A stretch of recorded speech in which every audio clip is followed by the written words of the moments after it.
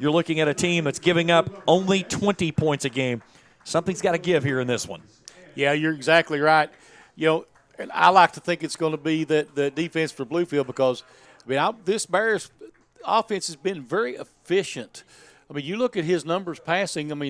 His passing percentage is pretty good up there. It's nothing to be sneezed at. Now, the other side of the offensive side of things for the Rams, Nathan Hurstich, the senior, he had a really good game against this Bears team last year when they played up in Bluefield.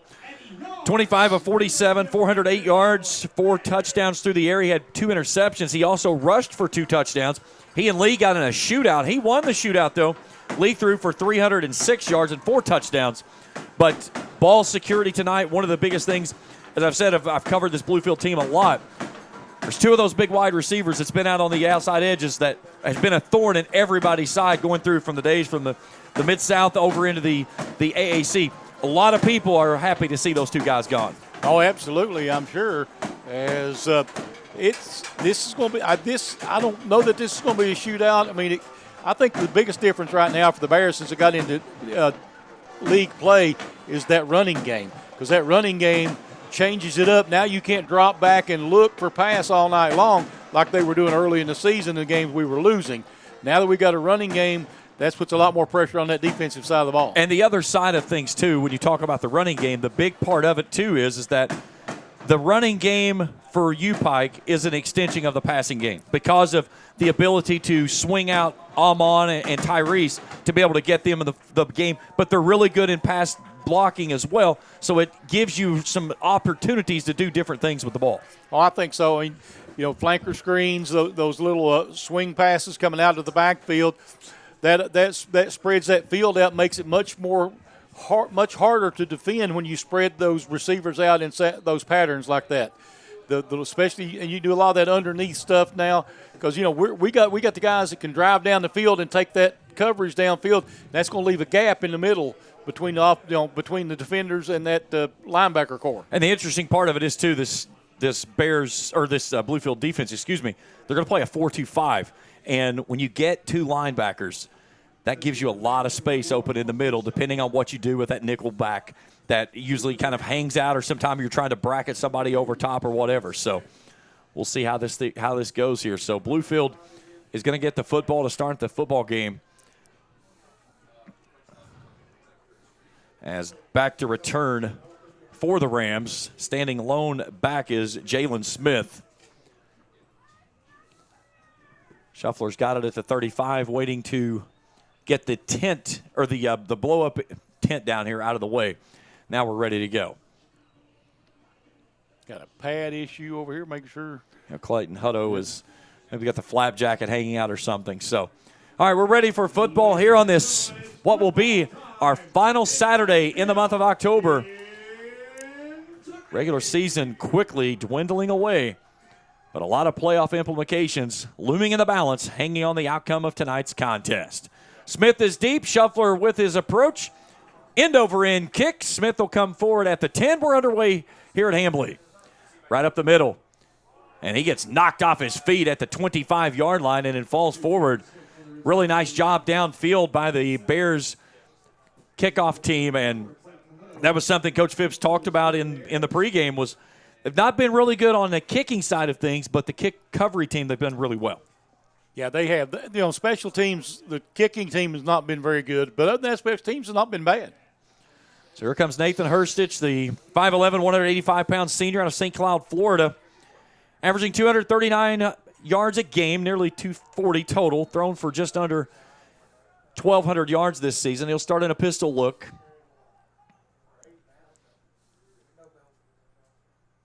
They'll give this one off to Hawley. Right up the gut he goes, and a nice gain on first down from the 27. He's across the 30 out to the 32. A gain of 5, second down and 5. Two guys that we'll talk about a lot in this game. They're 2 tight ends. Gates Chambers, who is their primary weapon they like to go to. Marcus Bromley, also another guy that's big in the passing attack. We've got Chambers at the bottom of the screen. Man goes in motion. They'll give it off to Hawley again. Comes off the right edge. Tries to cut back inside. And he's wrapped up by Chuck Moore, the junior out of Huntsville, Alabama, across the 35 to the 36. It's going to bring up third down. 3rd and about 3 looks like coming up. 36% of the time this Rams team has been able to convert, 36 of 100 to be exact. On the other side of things, UPIKE giving up third down conversions about 43%, 37 of 87. Same formation, far side hash mark for Herstich from the pistol. They'll put a man in motion. He wants to throw. He'll swing it out near side. He has his man there. That's Christian Mack. And Mack with an open field tackle there by Chuck Moore is going to be shy of the distance to gain. So you would think they would punt here from this point on the field, but the offense doesn't want to. And that's exactly what they're going to do. They've got a really good punter in Riley Stubbs, averaging over right at 35 yards a kick. And they'll roll the senior out of Hillsborough, North Carolina out as Tyler Freeze will backpedal and try to get a nice return here. So the Bears force a 3-and-out on the first drive of the ball game. And now let's see if they can get a good return and set up something for the offense to go down and find some points. Stubbs stands back near his own 20, and he wobbles this one to the Bears sideline. It'll bounce at the 30, take a hop backward for the Bears, and they'll take over around their own 31. And that's exactly where they'll have it at 12:55 to go here in the opening quarter. You know, not bad field positioning. You open your first drive here. We'll see if they can establish that running game here early and then give him more time to throw the ball. Williams in the backfield with Lee Kirkland, the 4-time Offensive Player of the Week, has rewritten every record book except for number of interceptions in his passing career. They're loading the line. Kirkland wants to throw, brings it out near sideline, has Brandon Newton there. Newton slips a tackle, cuts back inside, and then is wrestled down by Nehemiah Carter, the senior transfer out of KCU. But a nice pitch and catch on first down takes the ball out to the 40-yard line, a gain of 9, second down 1. Trips bunched up on the bottom of the set. High snap, Kirkland brings it out Diego Soto. Soto with first down yardage and more, and Carter, his former teammate, pushes him out of bounds, but that'll move the sticks and a Bears first down. Give him about 6 on that one, looks like. Have to run a man off. That's the nickelback, Stacy Wilson, going off because of a helmet issue. Put him right at the 45. 2 high safeties for the Rams. Kirkland on 1st and 10. Slings it out near side Soto. Soto makes a quick gain and jumps out of bounds before Carter gets there. Also barreling down on him on the near side was Eric Boyd. Gain of 1, 2nd and 9. So far, Kirkland 3 for 3. And it's that old adage, Charlie, if it's not broke, don't fix it. That's right. Showing blitz. Here they come. Out to Soto. Soto shifts, get back into toward the middle of the field, but a nice open field tackle right in front of the bench as Dawson McMillan, the junior out of Wytheville, Virginia, makes the stop. 3rd down and long coming up. That's one of those plays you wish that rather than Soto catching that ball with his feet flat, he was moving somewhere to get things going. They'll flip the trips to the wide side of the field on the right side. Kirkland in an empty set this time. 4 hats across the line, 2 high safeties. Kirkland, a clean pocket, steps up, rifles across the middle. He's got a man wide open there. That's Jalen Royal Island. He slips a tackle 35 across the 30 and is finally driven down on the near side by Nehemiah Carter, but he'll move the sticks and another Bears first down. Did a great job that, kind of set that up with those little short passes to lull them to sleep a little bit. He then got a nice look. He was wide open across the middle. Royal Island 3rd in the conference in yards per game, 4th in touchdowns received. Blitz coming. Handoff Williams, a sidestep, spins in the hole, and gets out to the 25-yard line. A gain of 2, 2nd and 8.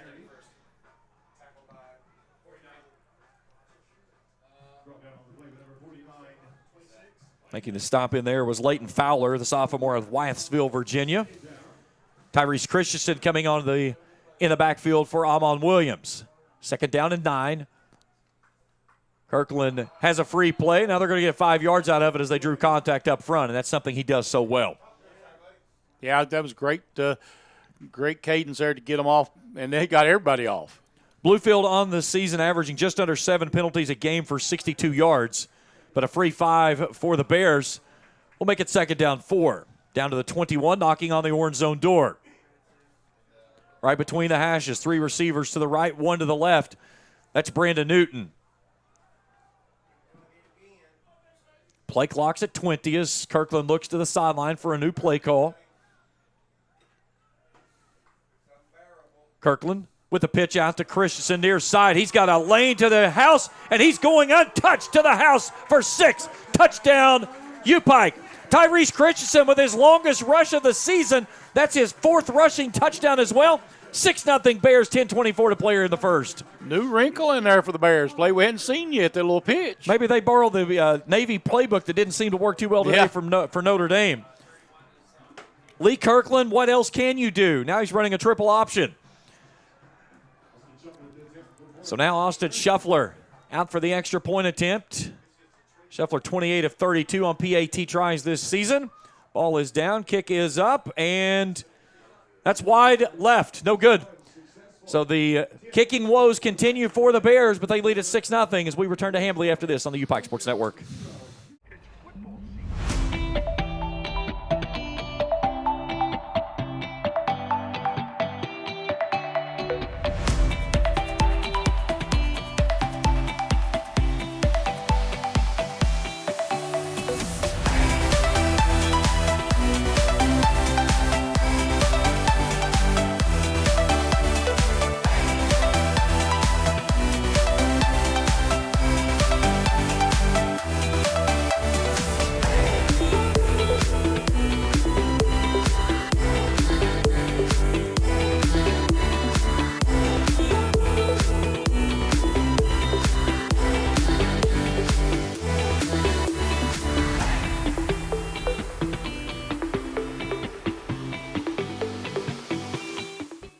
7 plays, 69 yards, 2 minutes, 31 seconds off of the clock.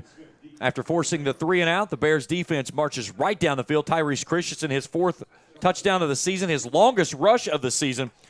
Extra point does not find the mark. 6-0 Bears here with 10:24 to go in the opening quarter.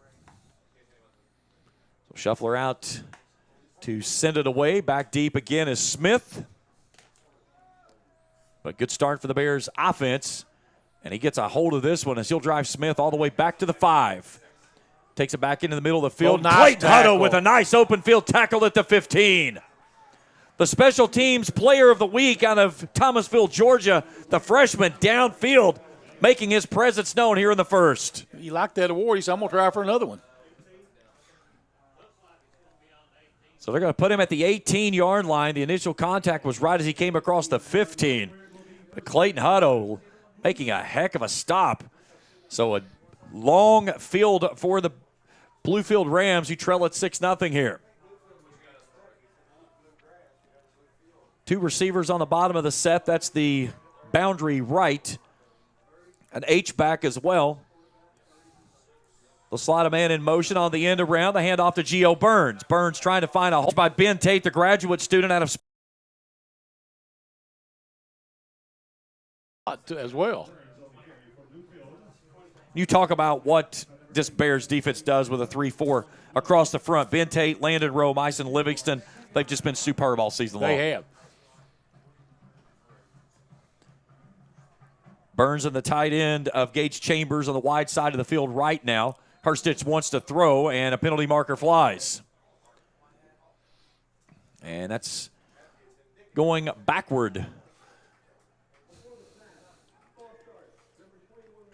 Look at that one on Gio Burns, the junior out of San Diego. So put the Rams behind the sticks now, make it 2nd and 13. Inside of 10 minutes to play here in the opening frame. 6-0 UPIKE in front of Bluefield. Twin set for Hurstich into the pistol. Hand off to Holly. Holly right up the gut, knifing his way through. Spins free, still on his feet, and finally coming down and finishing him off. Off the far sideline there was Javion Shepard. But a nice carry all the way out to the 35. That's a gain of 20. Got caught on their heels that time. Holly is not a guy who has a lot of rushing yards this year. 17 for 49 coming into this football game. He just picked up half of his season total on that last carry. They go right back to him again, lowering the shoulder up the gut down to the 40. They'll put him shy of the 41, a gain of 5. It'll be 2nd and 5.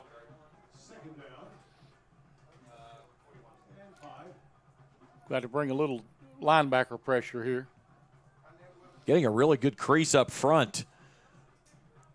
285 on the guards, 280 on the center, 285 right tackle, 250 left tackle for this Rams defense. Holly trying to stretch it out to the near side, looking for a crease. He's going to move the sticks on another Rams first down as he'll get out to the 48-yard line. So a gain of 8 on the play. As we go inside of 8:30 to play here in the opening quarter. Here comes Rayshawn Traham, freshman out of Petersburg, Virginia. He'll step in the backfield. Have not seen the feature back of Abdullah Kokoloka. He's the leading rusher for this team, 79 carries for 287. He has not been on the field yet.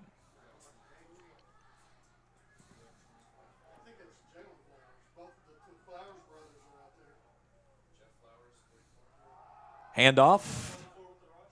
Trying to slip free, gets in the middle, then bounces it out left side, and then finally a rugby pile after going across midfield down to the 47 of the Bears. So a nice run there by Trinum. He lost his lid, so he'll step off. Braden Holly right back in. Excuse me.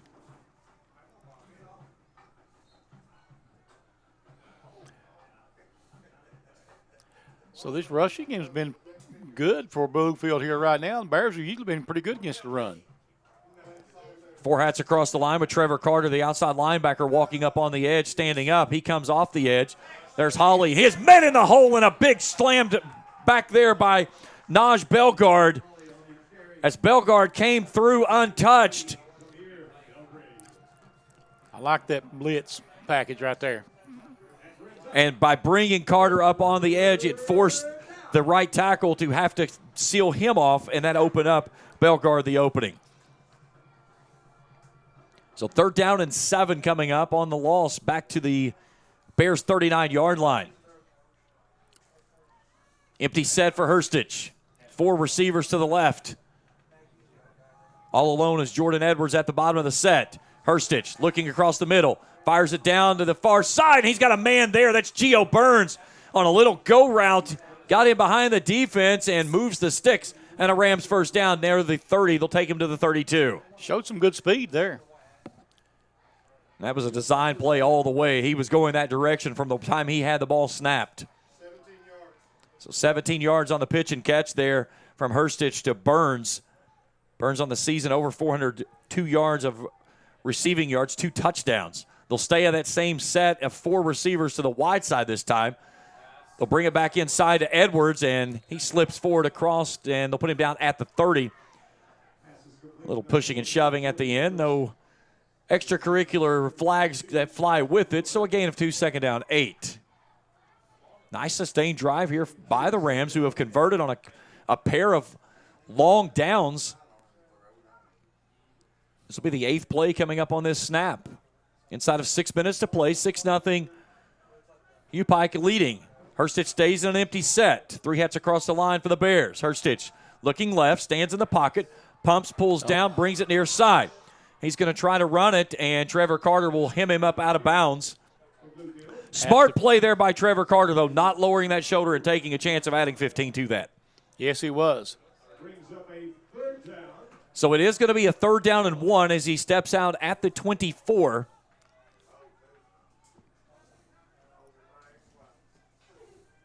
Bluefield 1 of 2 in 3rd down conversions today, averaging 36% conversion rate on the season. So Holly returns to the backfield in a pistol look.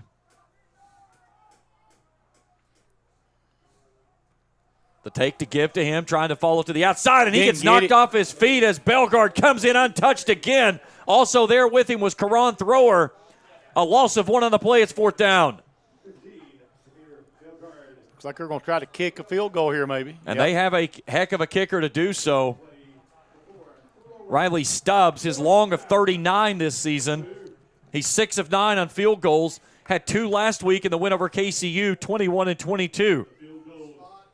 This will be a from the 32, a 42-yard kick, far side hash mark. Kick is up, and looks good. He hooks it through for the first points of the ball game for the visiting Rams. 4:14 to go here in the first. 6-3 our score. We return to Pikeville after this on the UPIKE Sports Network.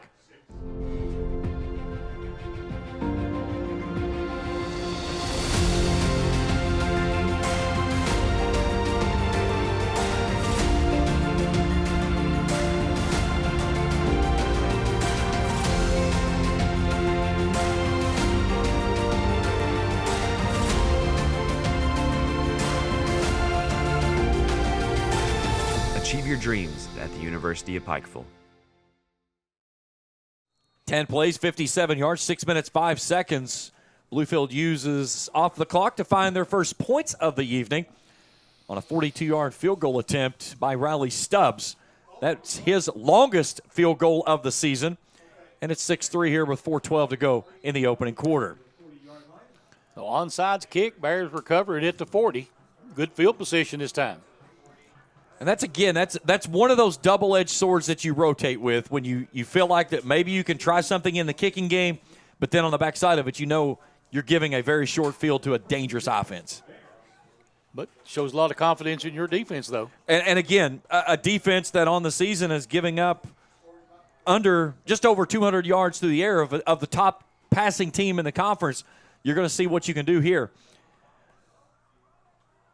Williams in the backfield, 3 receivers left, 1 to the right. 4 hats across the line. Williams off the right edge. A nice gain on first down as he's across the 45.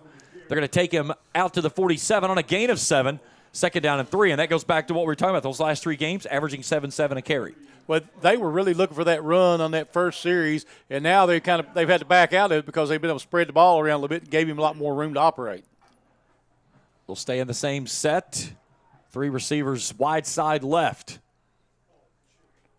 Williams in the right pocket of Kirkland from the gun. Play clock at 15 as they take it. They'll give it to Williams. A little hop into the hole, and he dives forward across midfield down to the Rams' 47-yard line. That'll move the sticks and another first down for UPIKE. They're setting up that play action pass really well with this right now. And this is where we see a lot of times where they'll do something, pump, and go deep. Yes.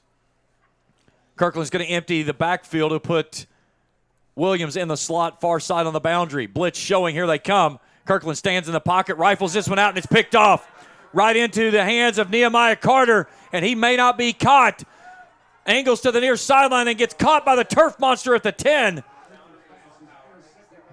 But Kirkland just misread the play on the last throw and throws it right into the hands of Nehemiah Carter, his first interception of the season, only the 5th for this Rams team, but they'll have it first and goal or close to it, depending on the spot of the trip. There by Carter, they're going to take it down to the 6. So first and goal from the 6 with a chance to grab the lead.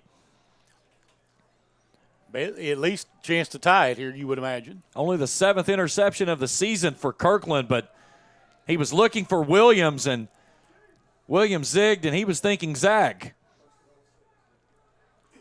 So they'll put Traham in the backfield in a pistol look with Hurstich. 2 receivers right, 1 left. The take to give to Traham. Traham gets tripped up outside the 5. They'll get him inside the 5. Looks like at the 4-yard line. Second down and goal.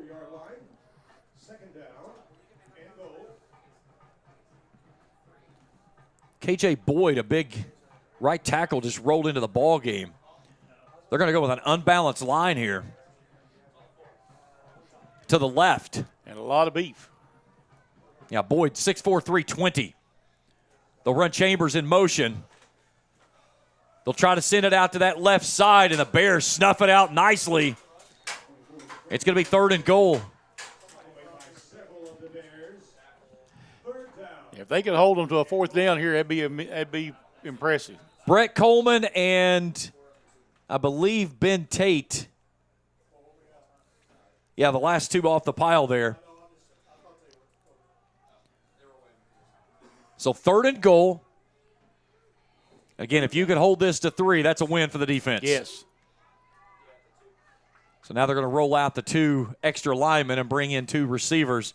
Gio Burns and Christian Mack return. They'll go in a trips look to the bottom of the set. Gage Chambers will go down there as well.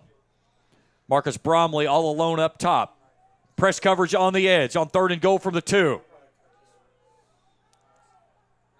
And now Bluefield's going to have to burn a timeout as the play clock was at 0. So with 1:48 left to go here in the first, Bluefield will burn its first timeout.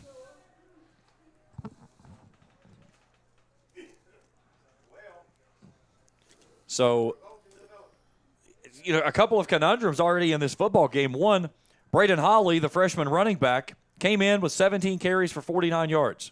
He's rushed in the ballgame already for 39.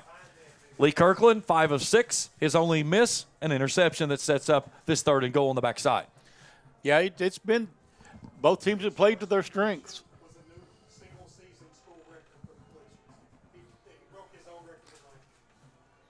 So Lee Kirkland's first passing attempt this season, his completion, broke his previous record from last season for number of completions in a season. So, again, he just continues to rewrite the record books. Now he's 1 and 2. Yeah, and 3 games to go to it. He may push that one out of reach for a while.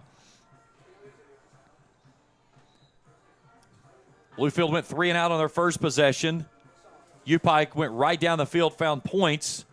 Bluefield, a 10-play, 57-yard drive, ended in a field goal. An interception by the Bears on their second drive, and now Pikeville trying to hold suit here on a 3rd down and goal from the 2 for the visiting Rams. Herstich looks near side, rifles it out, and well overthrows his intended receiver of Gage Chambers. He was blanketed there by Clayton Hutto. 4th down, and here comes the field goal unit out, and a big save here for the defense. Oh, yeah. And, Charlie, this is one of those places, too. I was talking to somebody about this today. This is almost a point as a head coach. I would take a 5-yard delay of game penalty to back my kicker up 5 yards. You're too close. Yeah, for him, that's probably true. This is a play where you see a lot of low kicks or kicks that bend wide that gives people an opportunity. This is closer than an extra point.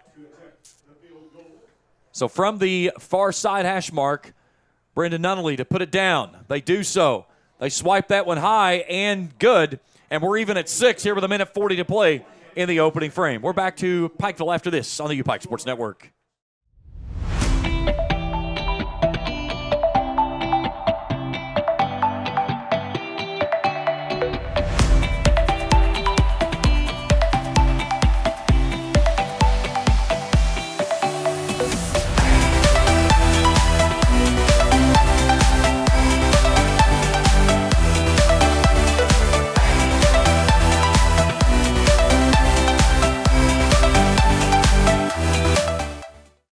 Well, 2 field goals after the interception set up a down to goal for the Rams, and the Bears do a great job with it. Quincy Clark just fielded the ball at the 1-yard line.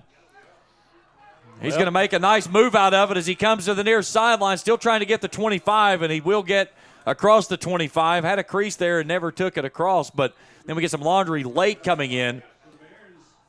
That's a ball that's going into the end zone, and he fielded it with his back to the line coming toward him.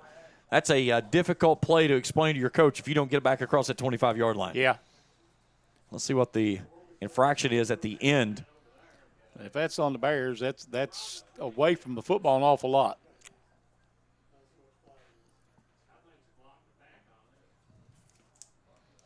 Yeah, why would you call that away from the play?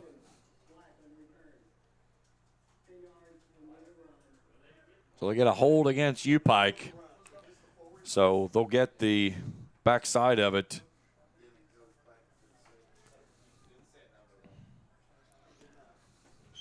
So 90 seconds to go here in the opening quarter. We're even at 6. And Coach Phipps is letting our white hat hear it from the sideline. You can call a hold on every play. Every single play. And if it doesn't affect the play, you shouldn't call. If it's 40 yards across the field, it had nothing to do with the play. That's just somebody wanting to throw their flag. And here we go. They're going to throw 15 on Coach Phipps here because there's one sitting here beside of him.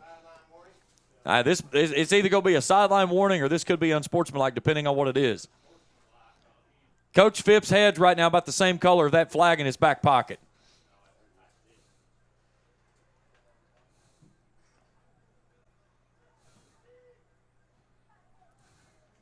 And our white hat waiting for something, not certain what.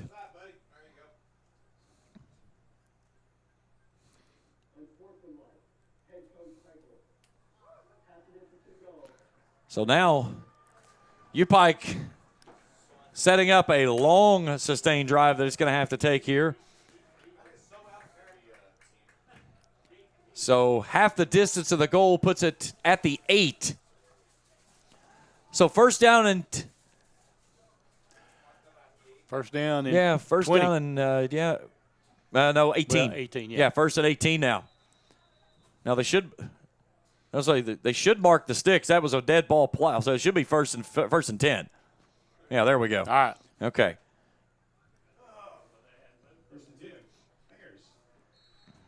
So first and 10 from their own 8-yard line. Kirkland with a shadow of his own end zone in his back.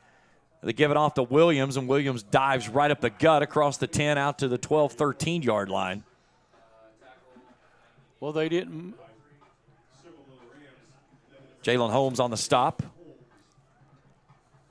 I'm not sure the change was right still. They'll rifle this one out to the far sideline. Making the catch there is Jordan Williams as the junior out of Sacramento cuts back inside, gets near the 20. They'll take him out to the 19-yard line. As we go inside of a minute to play, it's going to be third down and 1.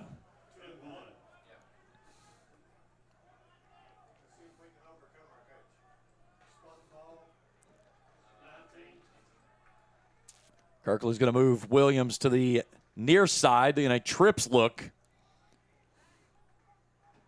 Williams splits out of the backfield. Kirkland's going to call his own number, lowers his shoulder, drives the pile forward, and the leading touchdown scorer on the rushing attack in the AAC moves the sticks, and another Bears first down, their 5th of the ball game. Good little series right there that time to get themselves a little bit of working room now. Should be the final play of the quarter as we're all even at 6. Double barrel shotgun look. They move a man out of the backfield. They'll give it off to Williams. Williams with a gaping hole right up the gut. He goes across midfield. Nice and he gets tackle. draped on the back there, and a saving tackle in rushing as that was Stacy Wilson, that made the saving tackle for the touchdown. But Amon Williams showing off the speed, his longest rush of the season, as he takes it across the 40-yard line to the 38. And it'll be first down and 10 from the Rams, 38 for the Bears when we return after this here on the UPIKE Sports Network.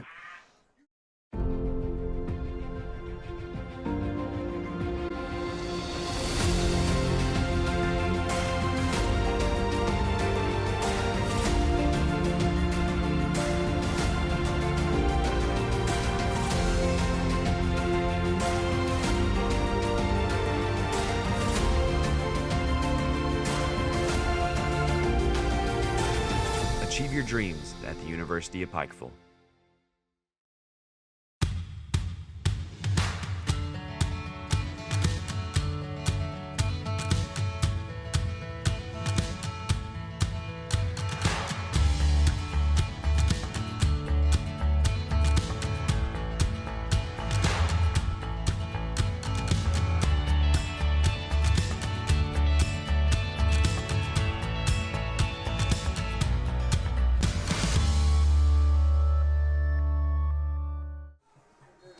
Amon Williams with a 39-yard rush as we welcome you back to Hambly.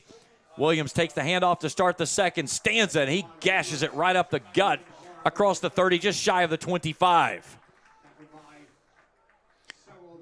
And another first down.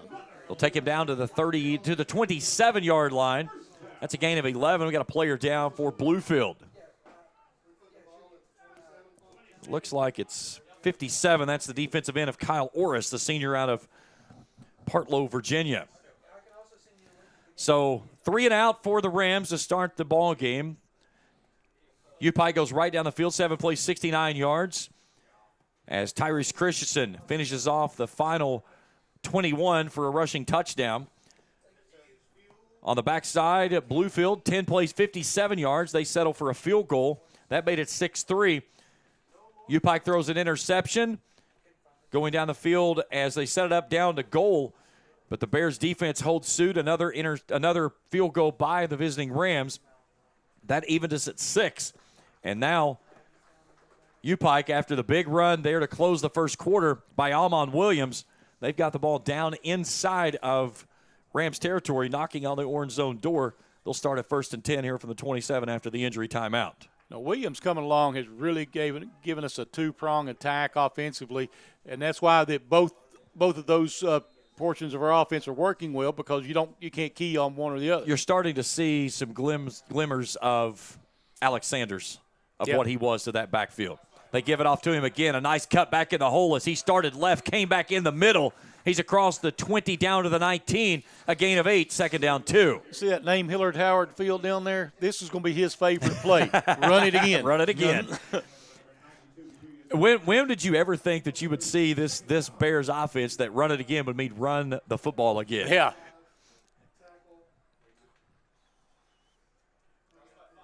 Kirkland pulls that one out, keeps it himself, trying to get to the sideline. He does, just shy of the 10. He'll go out at the 11.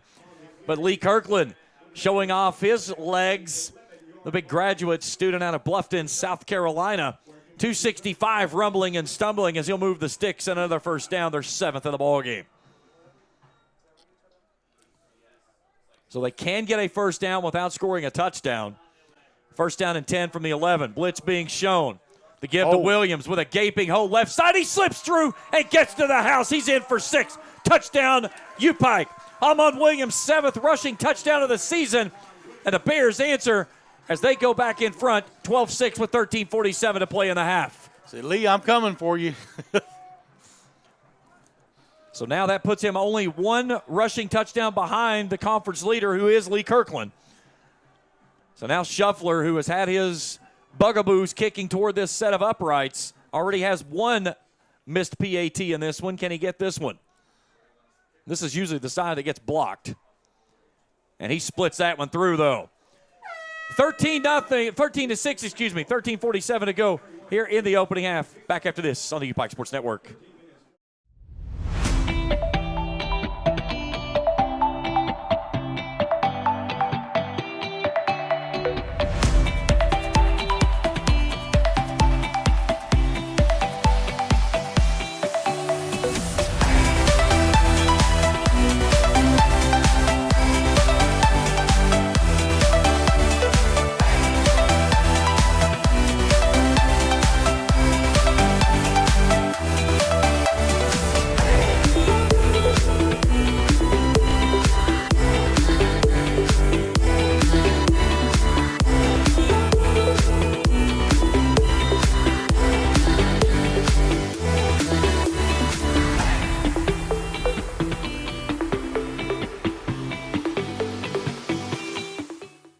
Well, a series that started with a absolute decimate way to begin it. All kinds of penalties backing it up.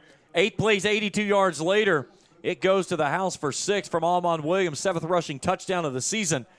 Extra point is true, 13-6. UPIKE leading Bluefield as we welcome you back here to Hambly. Austin Shuffler will send it deep.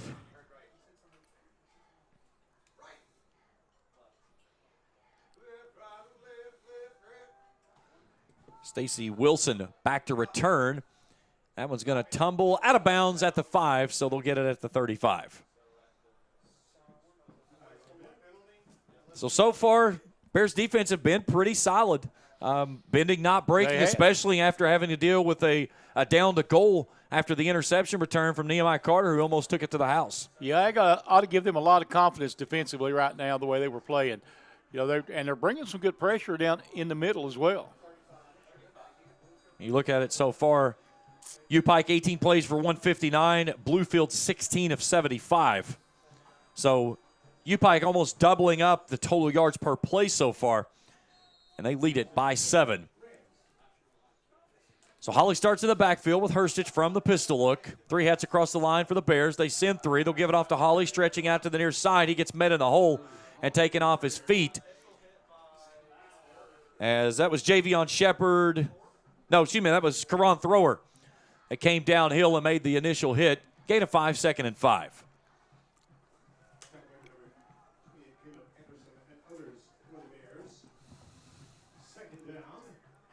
Right at the 40-yard line as we approach 13 minutes left to play here in the opening half. 2 undefeated teams in conference. UPIKE at 3-0, Bluefield at 2-0.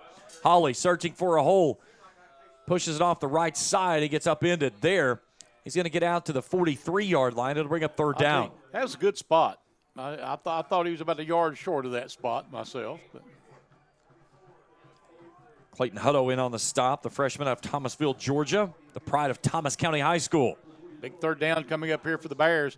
They could really set the tone of this ball game if they get a stop here. Third down conversions so far, 1 of 4 for Bluefield. They need the 45 to move the sticks. Trying him in the backfield now as the pistol back. They take it and give it to him, and he's not going to get there. Nowhere. Now he got a last-minute surge. Wow. I thought they had him in the backfield, and then he squirted free and moves the sticks. I don't know how he got out of that, to be honest. I mean, he looked like he was swallowed up. The Bears were there, and somehow he got slippery and moves it forward for the 4th first down of the ballgame for the visiting Rams. So a fresh set of downs right on the Pikeville logo, almost right on the Pikeville positioning in Kentucky. Twin set for Hershitz on first down and 10. 12 minutes to go here in the half. And that was going nowhere. A really nice read there by Naj Belgard, freshman out of Dallas, Georgia. 31 tackles, 3 for loss, an interception, and a forced fumble. He's been big in this football game already. No gain on the play, second down 10.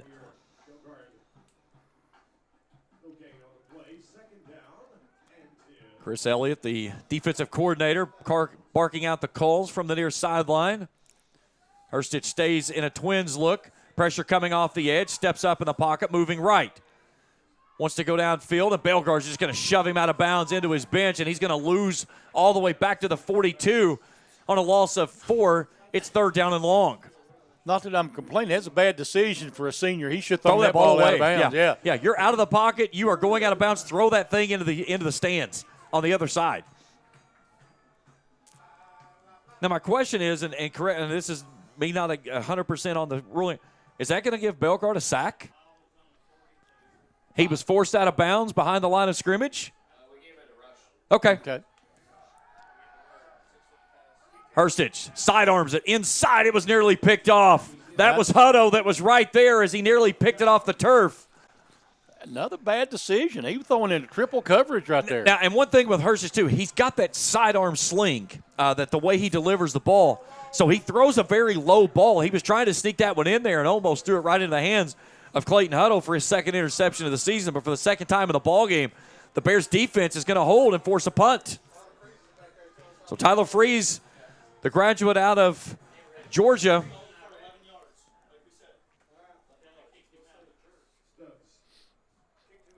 high booming kick hanging in top of the night lights here over top of Pikeville. Freeze will take it off the high hop. A dangerous field as Jalen Smith was downfield right in front of him. So he'll take the football to the 22-yard line, and that's where the Bears will take over, leading 13-6 with 11:02 to play in the half. That's one of those when you're a coach, you look at him and says, good job, son, don't ever do it again. Don't ever do that again. And usually when you got a ball like that that's high hanging and everybody, they're yelling poison, get away from it. Now, whatever the code word that they have for it, but you've got to get away from that football. Trips left, one to the right. Williams in the backfield.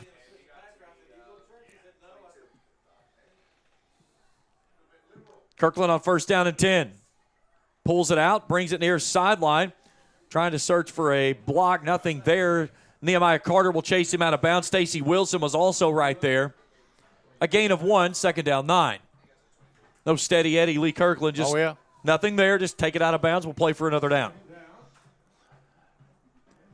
Jalen Royal Allen comes off. Back in is the sophomore tight end out of Pikeville, Grant Scott. He'll attach on the left side. Showing blitz. Here they come. They'll give this one to Williams. Williams bends a pass to somebody on the near sideline. He's streaking down the near sideline. Can they catch him? No. He's got reservations for 6. 78 yards to the house. Amon Williams. He's tied Lee Kirkland for the conference lead for touchdowns on the ground. And the Bears add to their lead. It's 19-6 on the 78-yard run from the freshman from Cumming, Georgia. And I think that just cemented his lead for the yardage per game. He probably hit 100 yards by now. Tried 155. Yeah, so he is really burning it up tonight. The last 3 games, he was averaging 149 a game. He's at 155 with 2 tutties. and an extra point away from making this 20-6. Low kick, sneaks it through. 20-6, 10:41 to play here in the half. We're back to Pikeville after this on the UPIKE Sports Network.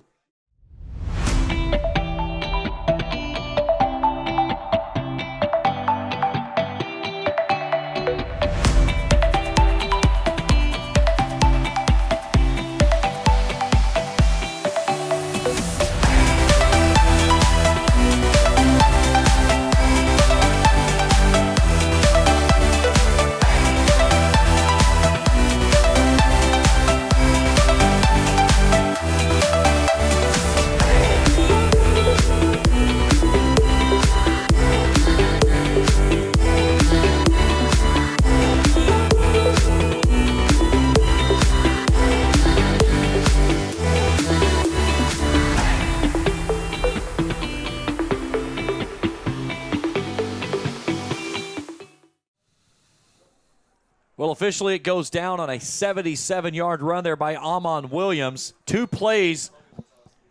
Lee Kirkland had the first yard. He finished the final 77, his longest rushing play of the season and his career. He's got 155 on 9 carries, 2 touchdowns, and the Bears lead this one 20-6. And another great job downfield by the Bears kicking team of coverage, as Bluefield will set up with a very long field here to start this possession. Well, that was a nice kick, too. The kid had a good height to it, deep enough. So that's good. And this is one of those points of the game. This is where you find out what you're made of on both sides of the football. A 3-and-out by the defense can just certainly break the bow of this visiting Rams team, especially if the offense gets it back and goes right down the field. Holly in the backfield with Hurstich. He wants to throw, stands in a clean pocket, rifles it across the middle. He's got his tight end there. That's Gage Chambers on the deep post route, I should say, just shy of midfield out to the 48. That's a gain of 25.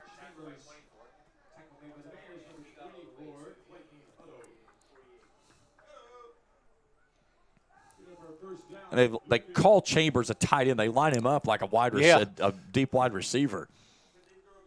6'3", probably easily 200. Every bit of it. First down and 10, handoff Holly. Holly finding a crease across midfield. He goes down over the 45 to the 44. Ben Tate jumps on his back and takes him down. It'll be a gain of 8. Second down and 2.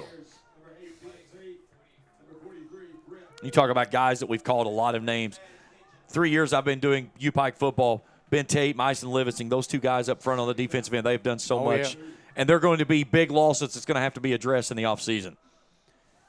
Hurstich, play action. Tate delivers a little bit of a hit. A throw down toward the far side. They were looking for Chambers. Step for step there was Clayton Hutto. And Hutto never turned to find the ball, but he never made contact with Chambers, thus not resulting in a flag that Chambers was looking for. So big play. The official really watching that tackle, too. I was watching him. Yeah, I was trying to follow Tate when he got there to make certain that there was nothing else that came through. It was on a nice ball that Hurstich stood up and delivered with the 6 foot, 240-pound defensive end coming down on him. Elijah King-Turner on the edge. They'll give it off to Holly, and the Bears snuff it out, and Trevor Carter, the transfer out of Cincinnati, the pride of Ironton High School, gets in there for his 3rd tackle of loss on the season. And here comes the punting unit quickly onto the field. Trevor Carter was untouched.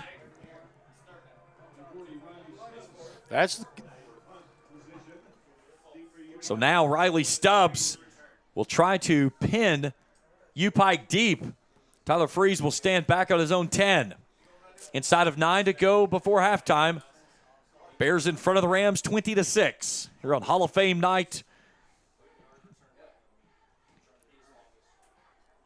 Stubbs gets that one off the edge of his foot.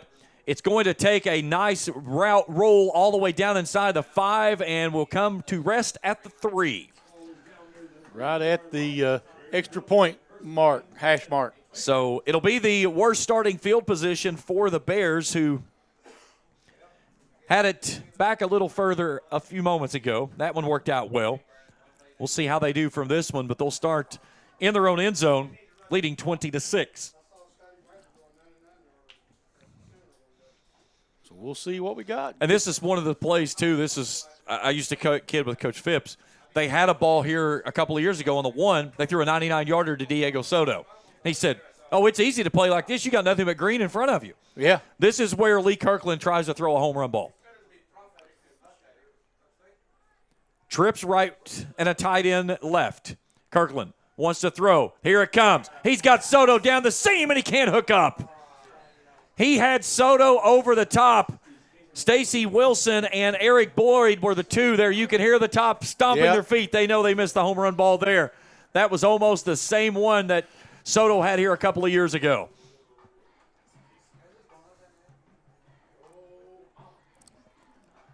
Clock resting, 8:23 to play here in the first half. Second down, 10. Kirkland looking at a blitz. Here they come. They'll give this one off to Williams. Williams slips through, gets out to the 5. They'll give him a 6 on forward progress. Gain of 3. It'll be third down and 7. Big play right here for the Bears. They pick up the first down here will be huge. 1 of 2 on third down conversions tonight. They need right at the 14 to move the sticks. They bring it out near sideline. That's Jordan Williams. Williams slips free. A jump cut at the 15. And let's see if they got him. It was Eric Boyd that chased him out of bounds. And that will move the sticks. Yep, that'll move the sticks in a fresh set of downs. Number 10 in the football game for the Bears. Jordan Williams, a nice grab there. 40 catches for 391 and 2 tutties on the season. Now the Bears get where they can run the ball quickly here. Kirkland claps, gives.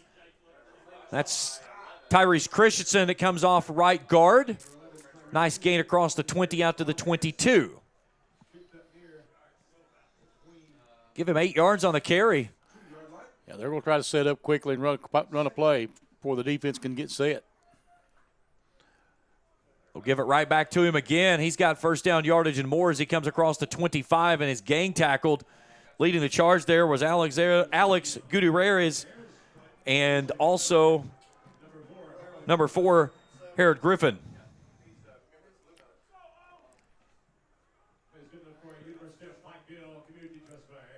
So first down and 10 inside of 7 to play. And we got movement. And that was on Marshall Jefferson, the center.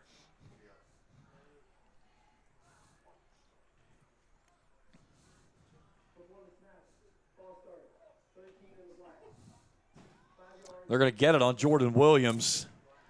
So the penalty marker came from the near sideline. Typically it's something they got. But they showed blitz, and as soon as they did, Marshall Jefferson kind of lifted up a little bit. I thought that's who they were going to get. So first and 15 as the Bears go behind the sticks, leading at 20-6. Here inside of 7 to play in the half. Christian's in the right pocket for Kirkland. Kirkland will swing it out to him on a low throw. Penalty marker flies, and that one's coming back as Renard Smith immediately, as soon as he saw that flag coming at, he was saying, come on, what else do you want me to do? And that's going to be a hold. Charlie Tipley, when you see that flag coming from that direction, it's a hold every day of the week. You know it's what it's going to be. You're right. Especially when you see that offensive lineman all alone standing next to the quarterback. So now this one's going to go all the way back to the 13. So now, after getting out to the first down, they almost had this out to where, almost back to where they started this series. First and 25 on this snap of the ball. Kirkland's going to redirect some traffic. Play clock's at 15. Plenty of time to get it away. On first down and 25. Throws this one out to the far side. Yukari Baker makes the grab, cuts back to the outside, and is tackled out of bounds in the Bluefield bench. Jalen Smith was there. Also there was Leighton Fowler. But Yukari Baker, the senior out of Louisville, Kentucky, makes the grab, gets out to the 17-yard line. So a gain of 5, second and 20. Inside of 6 we go here in the opening half. They'll bring it outside to Christensen. Christensen finds a crease, cuts it back inside. A big pop in the bench, and that's going to be 15 coming on the backside there against Eric Boyd, the redshirt freshman out of Monroe, North Carolina. That's a big penalty right there. Gives the Bears first down. That should give them their 12th of the ball game. We'll wait for our official call. Christensen gets the football out to the 25, and then it should be 15 from there out to the 40.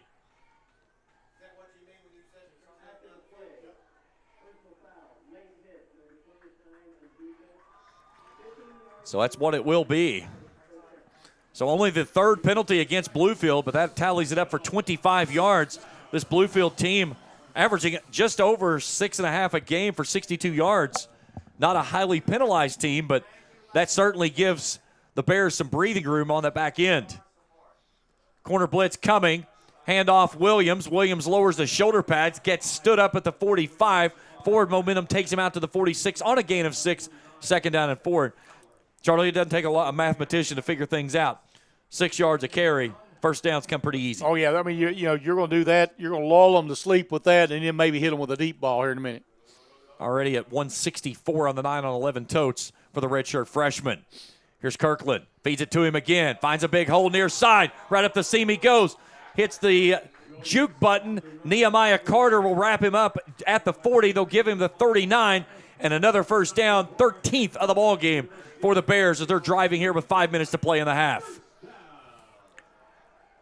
Williams and Soto in the backfield. Typically they put Soto in motion. There he goes. The give to Williams. Williams a jump cut. Comes back from left to right. Down to the 30. Another first down. They'll get the stop there by Dawson McMillan. No, maybe not.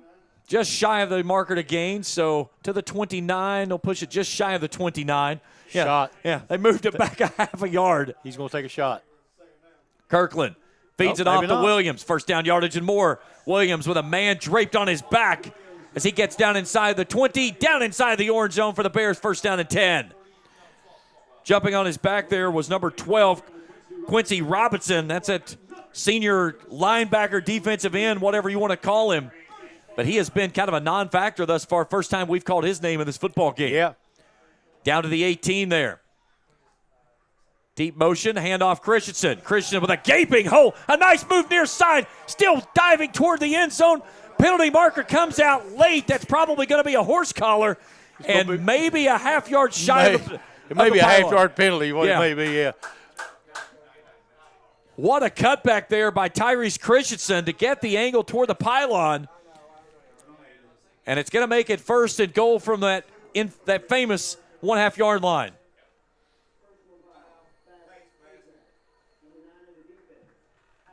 So we'll get it on Titus Holt, the middle linebacker, the redshirt freshman out of Norfolk, Virginia.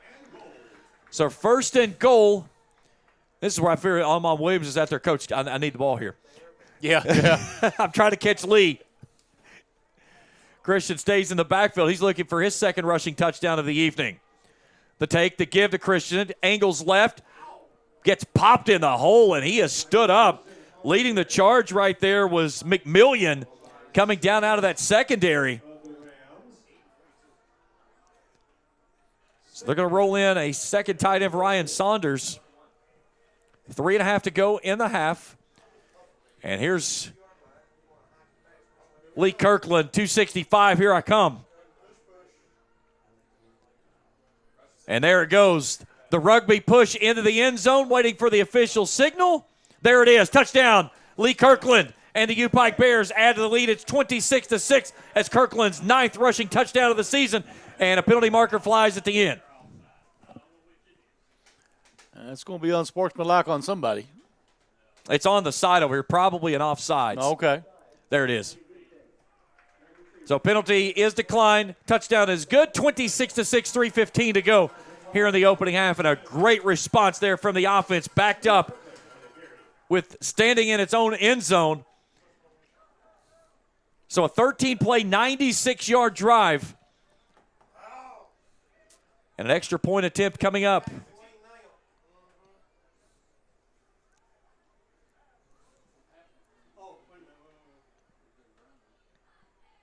Snap is back, ball is down, kick is up, and it's true. 27-6, 3:15 to go in the half. Back after this on the UPIKE Sports Network.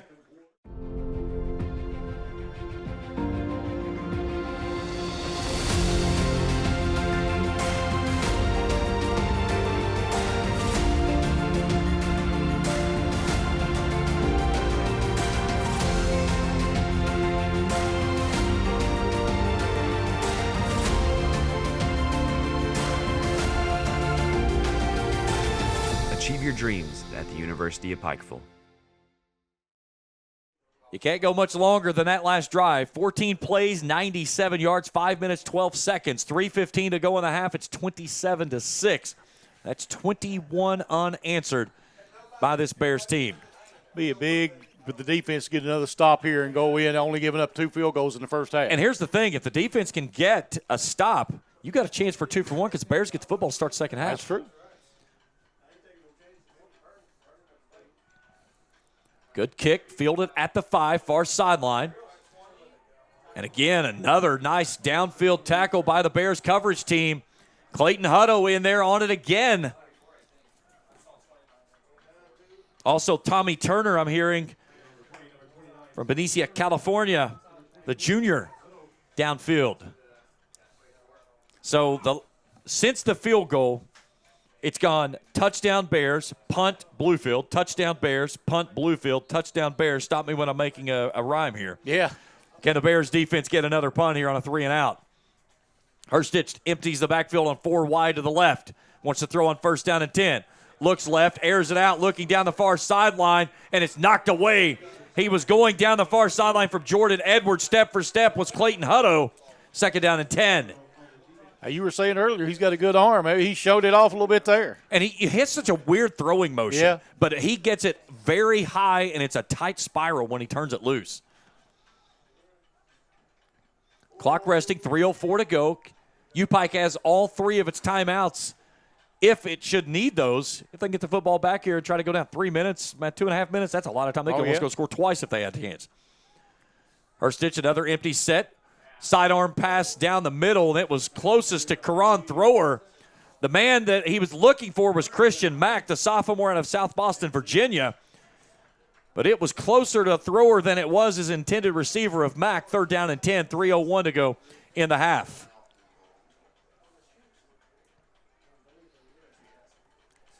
And this is, if you can't get your field, get it first down here, you've not taken any time off the clock, really. And the other thing, too, that's happened here, you could see it again, empty set. They have negated every bit of the running attack. They've turned it into a passing attack altogether, and a nice catch and throw out to Gage Chambers.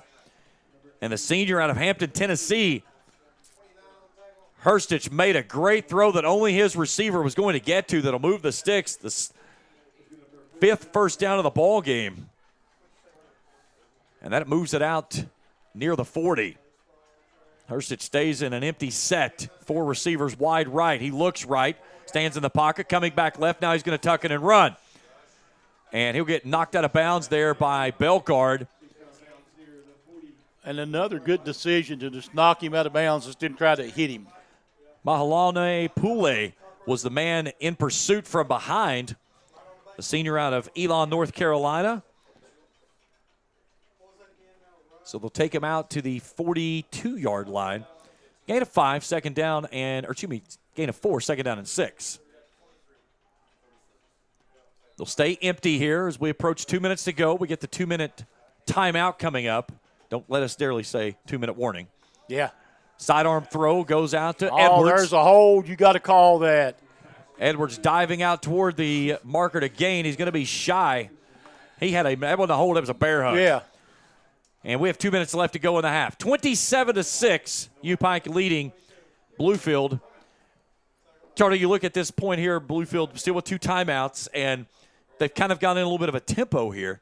Hurstich, a kid that he can sling it around. Like I said, last year threw for 408 in the losing effort in what was a shootout up in Bluefield. UPIKE won that football game 41-42. He's a gunslinger at trade. He can throw it around. This season, Again, a couple of losses on that receiving unit, so not the guys that he's typically used to throwing to, but starting to find some rhythm here. One of those guys that's really been a big target of him has been 84, Grace Chambers. Well, I mean, he's a great target. He got a big body, length, good hands, obviously. So, yeah, something you want to do. But Bears really need to get a stop here. The big thing of it is, too, is that you get it down probably about another 20 yards. You're going to put it in the line for Riley Stubbs for at least to go find 3. And, again, your Bluefield here, you don't want to go to the locker room only with 3, but you don't want to go to the locker room empty-handed. Nothing, right. UPIKE will get the football to start the second half. So far side hash mark, just shy of the 48. It'll be 3rd down and 1. Bluefield 3 of 8 tonight on 3rd down conversions. They've got Chambers in the slot on the wide side left. Bears with 3 hats across the line, 5 in the hole now. They send 3. Bring it out near side Chambers. Chambers spins in the hole. He's got his first down as he goes across midfield down to the Bears 48. And the 7th first down of the ballgame for the Rams. They'll stop the clock long enough to move the markers ahead. So that saves them a timeout here. And that's something you get inside of 2 minutes now. The clock stops for them to spot the football. Only happens inside of 2 minutes, though. 4 receivers right, 1 left. Herstich. And that's a false start. That'll stop the clock. Let's see who we got it on. Probably on 85 Bromley right here in front of us. Because that's where the flag came out of.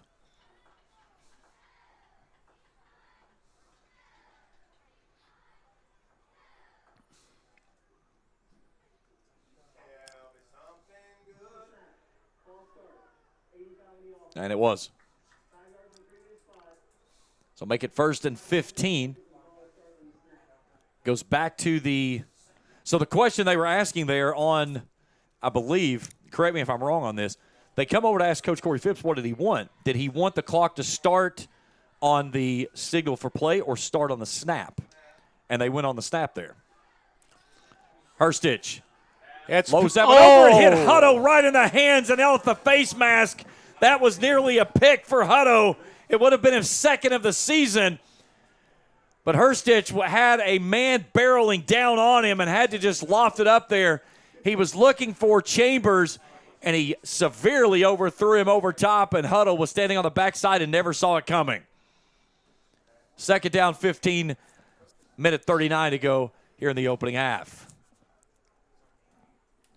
Bluefield needs the 38 of the Bears to move the sticks. Anything from that point, if it's shy of that, it's going to be a 50-plus yard field goal attempt. Sidearm sling, near side Bromley. Bromley cuts inside. A nice open field tackle there by Javion Shepard. Also in there with him is Elijah King-Turner, the senior out of Oakland, California. That's going to set up 3rd down and short as we'll go inside of 90 seconds to play in the half. They'll put him at the 41. So make it 3rd down and call it 4. Well, they're going to burn a timeout with 91 seconds to play in the half. And they're probably in field goal range here. This would be pretty good. From right there, that would put it 41, about 58, 59 yards. That's pretty long field goal. Had a guy that could do it here before. I would say, if he can swing that one, I guarantee you there's some college coaches out there, if he wants a place to play next year, he'll have it. So both teams in the huddle trying to figure this one out. Bears would like to come away with a stop here. Well, and the big thing is if you can get a stop here, you burn that timeout to save the extra time. UPIKE still with 2 timeouts remaining, both teams with 2 timeouts. So UPIKE burning that timeout using their first. Herstich has operated with an empty backfield this entire drive. Can the Bears defense stand tall yet again on 3rd down? He'll sling it out to his man. He's got Mack on the far sideline with a 1st down and more. Jumps across the 35. Still on his feet as he drags the pile down, and then a penalty marker comes on in the backside of it after going across the 30 to the 29. That is going to be. And that typically is probably coming in with a gang tackle there. Face mask of some form, which at this point is going to take already. Now you've got Bluefield in field goal range, and they're going to add extra to it. Officials already marking off the football. So the 15 will take it down to the 14-yard line. Oh, you're there trying to rip that ball out and grab the face mask. So now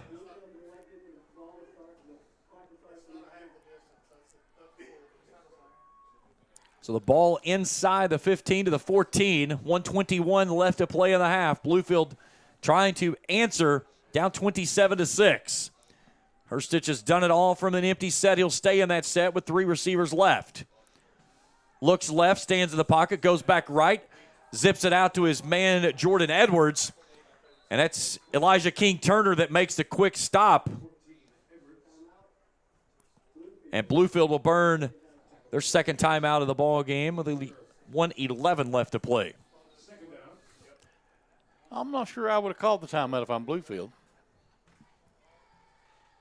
And again, a lot of what's going to happen here on the backside of this is probably going to determine if UPIKE tries to use any of its timeouts. Right. I mean, all you're doing is playing into UPIKE's hand here. Even if you score, you're leaving them time on the clock.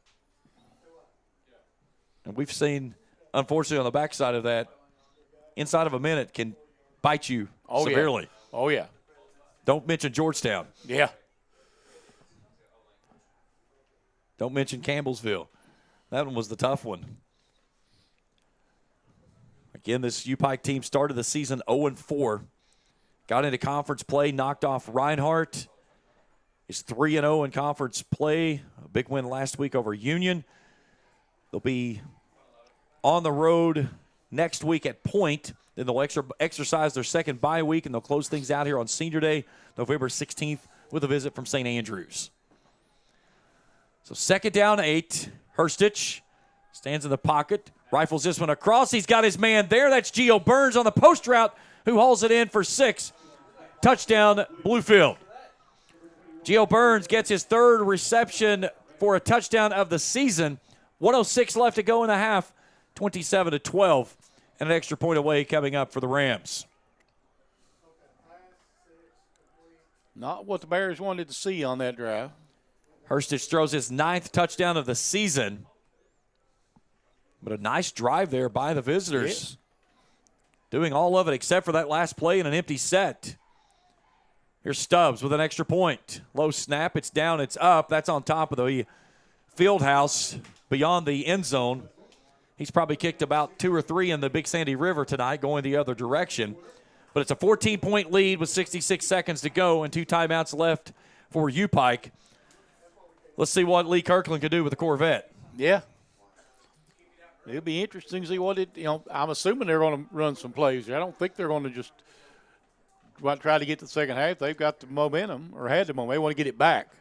That's the second drive for this Bluefield team that has gone double-digit plays. That one going 11 plays, 76 yards, 2 minutes and 4 seconds. And the pitch and catch from Herstich to Burns makes it 27-13 with a minute 6 left to go here in the opening half of play. Now you look at putting yourself obviously in field goal range first. So far this season, Shuffler 2 of 3 in field goals, 27 and 29 are the makes, 36 the miss. That was against Georgetown. So you're looking at getting yourself down around obviously to the 20-yard line to put yourself in range to kick. But then you want to try to find a home run ball at some point to get into the end zone if you get an opportunity. Big foot there. That one's Baker backpedaling into the end zone. He's going to bring it out. Whoa. Baker slips free, gets upended on the near sideline after getting across the 30, out near the 32. That's 2 questionable returns. They've turned out okay, but, The bad side of that is that, again, that's 5 seconds you burned off the clock to get 5 yards out of it. Yep.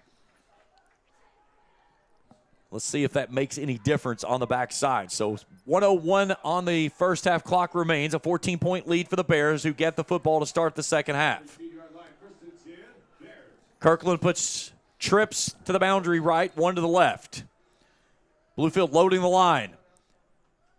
Kirkland brings it out near sideline. Jordan Williams Williams gets shoved out of bounds on the near side. That's Titus Holt, the middle linebacker, but a nice gain there on first down. Gets him out to the 40. Gain of 8, second down and 2. No, they'll move the sticks. Excuse me, first down. I was looking at the markers on the other side. They hadn't changed them yet. Kirkland brings it near sideline again. That's Jordan Williams. Williams angles back into the middle of the field. Gets stood up just shy of midfield. Making the stop there is Jared Hoke. I'm not going to call the timeout. Okay. 42 seconds to go. Clock continues to roll. Bears still with those 2 timeouts. Twin set. Blitz coming. Picked up. Near side. That's Williams, who makes the catch at the Rams 45 and then steps out of bounds right in front of Titus Holt. That'll move the sticks on the 18th first down of the ball game. 30 seconds remaining. This is just Lee Kirkland playing 7-on-7 right now. Yeah, a little pitch and catch. Twin set again. 3-man rush. Kirkland all kinds of time. Comes near sideline. Jordan Williams just running up the numbers. Titus Holt might want to play a little tighter coverage on him. If not, they're gonna nickel and dime them all the way down the field until they get in field goal range. We've seen this twice this year where they've run trips to Diego Soto or Jordan Williams 3 consecutive tries. Let's see if they go back to Williams. They've got him in the slot on the near side this time. Here comes the blitz. It's picked up. Kirkland lets it go, looking for Soto. He was there and he couldn't haul it in. Had double coverage. Jalen Smith and Jared Hoke. Kirkland laid it in there perfectly. Soto got turned around and couldn't find it on the backside. It falls incomplete. It's 3rd and 5. That was a beautiful pass. It was. Get your first down, get out of bounds, and start all over again. Now they're going to pump the clock back to 25. 4-man blitz. Kirkland looks left, has his man. That's Soto. Soto turns it downfield. It steps out of bounds at the 28. Clock will rest with 16.4 to go. Bears nearly in field goal range. Would certainly like to add 6 to add to this 27-13 lead. Still with 2 timeouts, you've got every part of the field here, Charlie, that you want to work with. Oh, yeah. They'll bring Jalen Royal Island into the slot now. Jordan Williams goes outside on the wide side right. Blitz coming off the edge. Kirkland brings it near side Williams. Williams, a little stutter step, reaching for the sideline, does not get out of bounds. Stacy Wilson kept him inbounds, so the Bears will have to use a timeout with 9.3 seconds to go in the half. And now you've got a decision to make. You've got to make certain that if you go deep, you go quick. And if you don't, you got to play something quick and get down, so you got a time to call that final timeout. Exactly. Yeah, take a chance.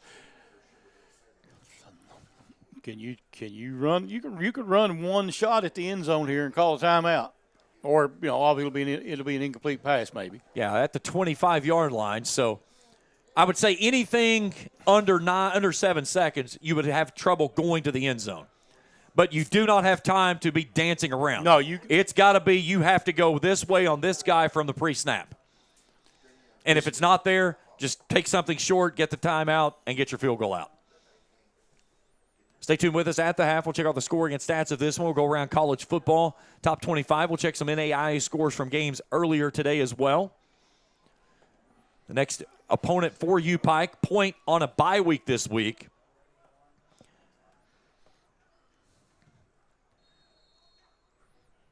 So 2nd and 7. Bluefield showing blitz. Kirkland stands in the pocket, coming near sideline, looking for Jordan Williams. No flag. Where's the flag? None comes. It looked like the official was reaching for it. It doesn't come out. So 4.4 seconds left to go in the first half. You take the chance here. It's about a 42-yard field goal attempt is what it would be. And Coach Phipps is going to take his timeout to discuss what they want to do here. So that's their final timeout. Bluefield still with 1, so if UPIKE does go out for a field goal attempt, they can try to ice the kicker. So it would be 42-yarders for Shuffler on the near side hash mark. So a right side kick for the right-footed kicker out of Virginia Beach. Again, 2 of 3 on the season, his long of 29. He also hit a 27-yarder, missed a 36.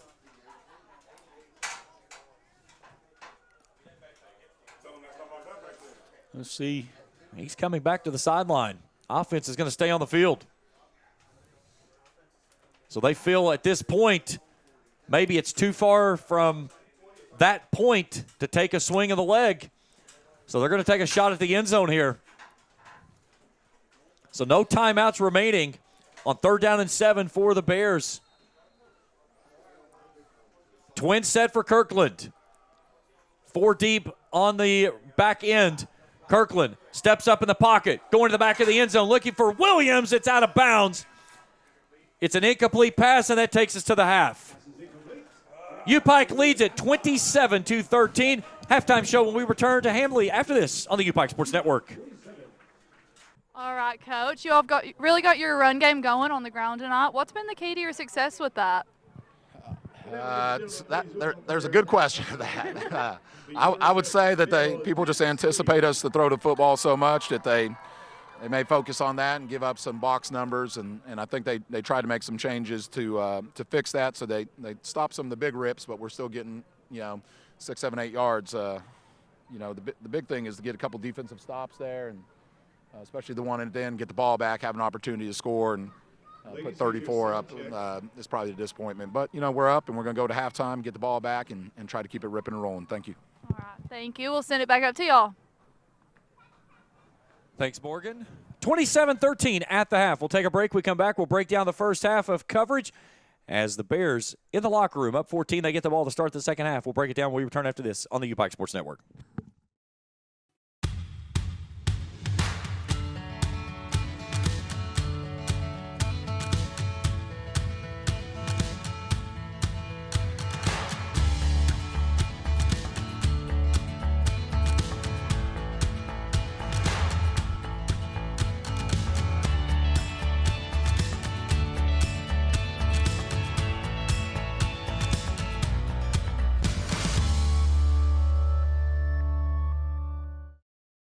Beautiful night here in the mountains on Pikeville, leading Bluefield 27-13. Hall of Fame night, blackout.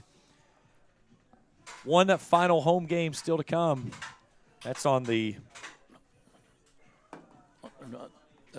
nope. Oh, that you want this? No, I want the Hall of Fame. You want the programmer. Hall of Fame program. There it is. There you go. There we go. Okay, there we go. Sorry, Charlie's pointing. I didn't know what he was pointing toward. That's okay. It was right there. Yeah, final home game coming up on the 16th against St. Andrews. UPIKE will be on the road next week at Point on a bye week this week. Earlier today, up in Grayson, it was Union hanging on over KCU 30-27, which happened to be the halftime score. Wow. Hall of Fame weekend, Charlie. Who's our weekend. class this season? Kella Eldridge Lowe. Kella, great little point guard, 1,289 points, and just such a super kid. Did a really great job running that basketball program. Took them to the semifinals of the national tournament one year. So great job by her. And Hannah Vincent comes in, and like Rob said, the girl he wanted to have at the plate anytime he needed. She started her career. Her first at bat as a Bear was a grand slam. Well, that'll work. So those two are the two that we got inducted in this morning, and congratulations to both those young ladies. And first time we had an all-female class, we're kind of proud of it, aren't we, Rick? Pretty nice. Now the question here we go with as we go back to football. We've seen one onside kick. Does Bluefield dare come out and try to go onside kick here? Don't know. That would be interesting. And it's a double-edged sword, obviously. You look out across the front there, and I would say that UPIKE is thinking what I'm thinking because they got a hands team up on the front. Yep. You've got Tyrese Christensen, Elijah King-Turner, Tommy Turner, Clayton Hutto up front. So let's see what they elect to do. Yukari Baker deep, Tyler Freeze far side, Karan Thrower near side, and they send this one deep into the night sky here in Pikeville from the 3. Yukari Baker up the near side seam with a huge hole, cuts it back in the middle of the field, and a nice tackle there as that was Titus Holt the redshirt freshman out of Norfolk, Virginia, that makes the stop. He may have saved a touchdown there, too, because he was about to break that one. Baker was doing a really good job of finding a crease and nearly got it, but a nice return there out to the 32.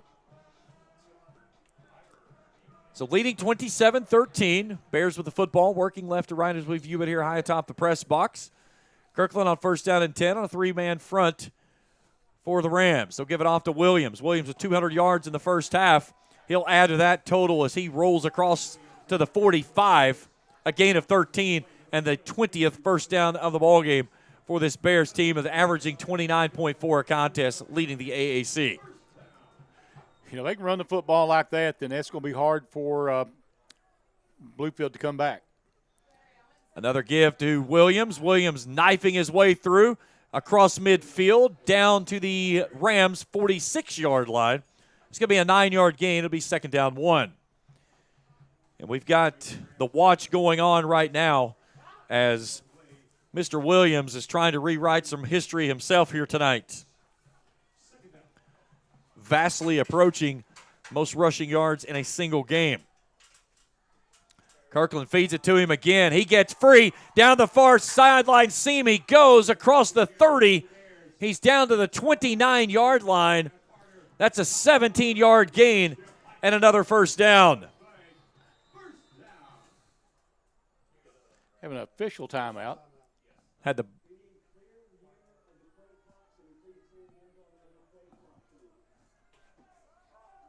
They're saying something is moving the play clock. Yeah, the people's in the way of the play clock. They're telling them to move. There we go. That's the fans in attendance trying to get a cheap seat on the goal line. So first down and 10 from the Rams 29. Bears marching it right down the field. Here's another give to Williams. Williams bounces it in the hole. That's the first time they've stopped him on this drive, but he's still going to fall forward for a couple more.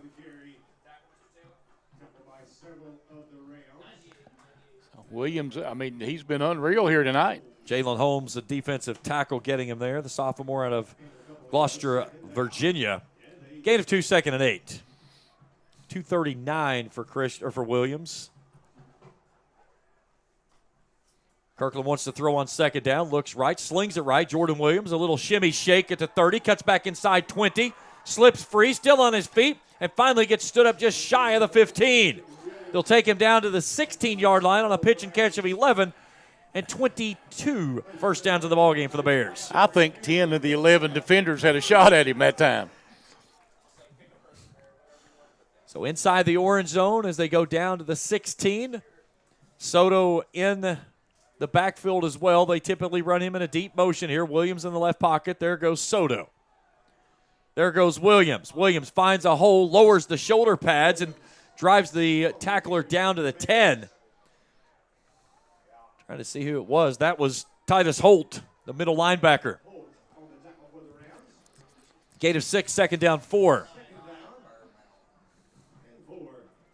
Nice drive here by the Bears to open up the second half of play. They'll give it off to Williams. Williams fighting his way down to the 5. And that's where they're going to get him to. If you can take this ball and run it down their throat and punch it into the end zone, that's going to take some of their fight out of them. So another first down. That makes it first and goal from the 5.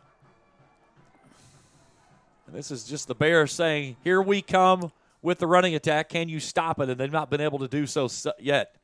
Here's Williams trying to bounce it to the outside. He's going to get caught in the backfield, though, and a loss of 1 on this one. Nice job there of setting the edge. Stacy Wilson, the nickel, was there first. Also in there was Kyle Orris. Second down and goal from the 6 after a loss of 1. Of course, this sets that play action pass up really big right here. Kirkland's going to call his own number. Thought he had a hole off the left side, but his elusive speed didn't elude anyone. In his head, he saw that hole open up, and he's like, I've got it, and then it closed up really quick. Third and goal from the 5.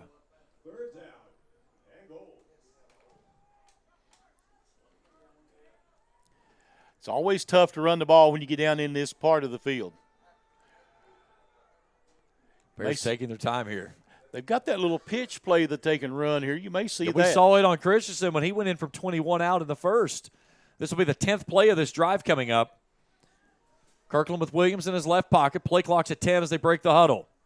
3 receivers left. Kirkland on third down. Swings it out to Williams. Williams sheds a tackle. Turns into the corner and steps in for 6. Touchdown, UPIKE. Nice drive by the Bears as they go down the field. Kirkland fires his touchdown pass, his first of the ball game, number 22 on the season. And with 10:16 to play here in the third, it's a 20-point lead with an Austin Shuffler extra point coming. You know, I think that linemen may be getting a dinner out of this because that backfield, they're going to owe them one because they've given them some big holes to run through. And they're doing a great job of keeping Kirkland clean, much of what they've done all season long. Carpenter to put it down. Shuffler puts that one up and splits the uprights. 21-point lead, 34-13, 10:16 to go in the third. We're back after this on the UPIKE Sports Network.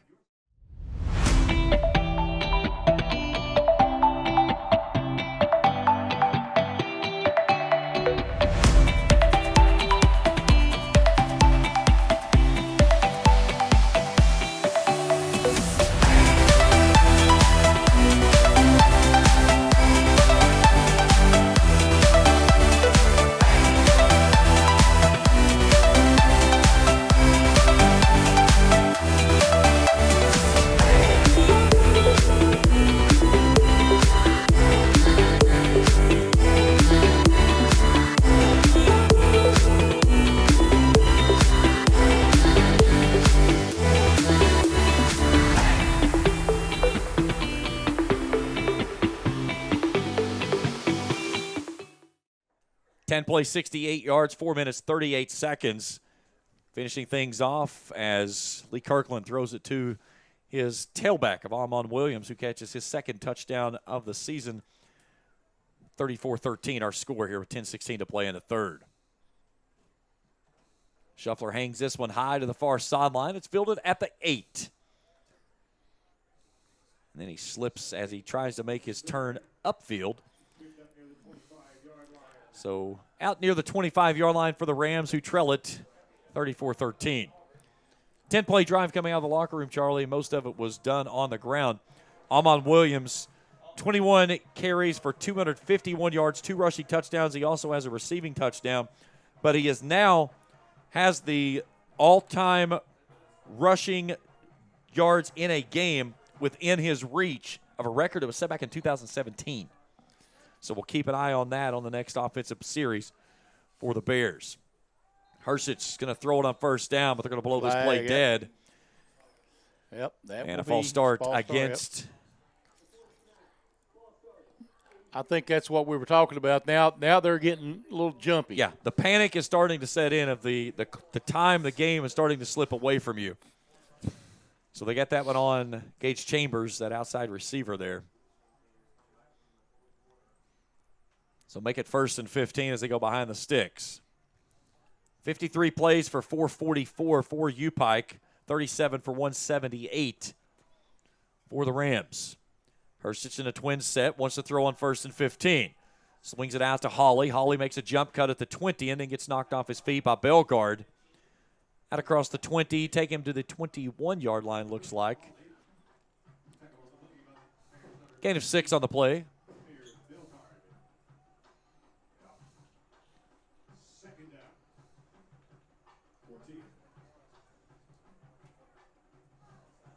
Should be 2nd down and 9. Well, they've not moved the box. Yeah. Hershich wants to throw. Sidearms it inside, and that one's picked off the fingertips of Marcus Bromley, and right there's Trevor Carter, the redshirt freshman transfer out of Cincinnati. Hits him right in the hands, and he scoops it up inside the Rams 30. Now we've got an injury on the backside of that of Naj Bellegarde. 9:31 to play here in the third. Injury timeout will step out as well. We're back after this on the UPIKE Sports Network.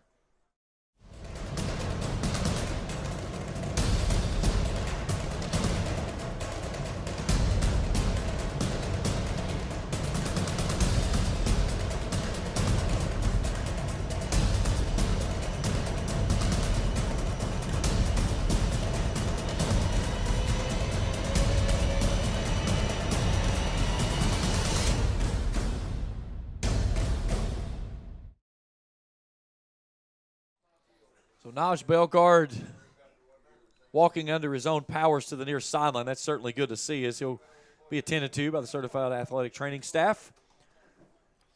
So first down and 10 from the 30 is where the Bears will take over after the Trevor Carter interception. And a chance to really push this one out of reach on any score here. Back to Williams. Williams gashing his way through. To the record books he goes. He'll spin down near the 20. A penalty marker comes in late. What in the world? Down inside the 15 to the 14. We've got a penalty marker on the field at the 28, which may negate this play. Yeah, that was 10 yards behind the play. 10 seconds after the play.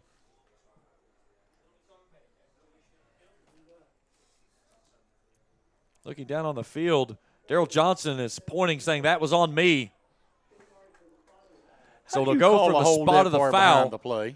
So it's a gain of 2, and then they'll back it up 10 from that spot. And we'll replay the down. So that takes Williams to 253. 3 receivers right, a tight end attached is Grant Scott. The handoff to Williams. Williams trying to bounce it outside. Gets down into the 35-yard line. And that gives him the record for most rushing yards in a game, breaking the previous record of 257 from Zondre Willis. They called him X, the Belfry guy, against Union back on the 21st of October, 2017. Free play for Kirkland. Going up top, he has his man on a post route, and he can't hook up with him. That looked like that Royal Island just gave up on the play thinking it was dead. And we have a flag over on the far side that flew after the first one. So we get a 5-yard penalty on the offsides. And again, that's Kirkland understanding, I got a free play, go to the end zone. You don't throw that ball anywhere except toward the end zone. Right.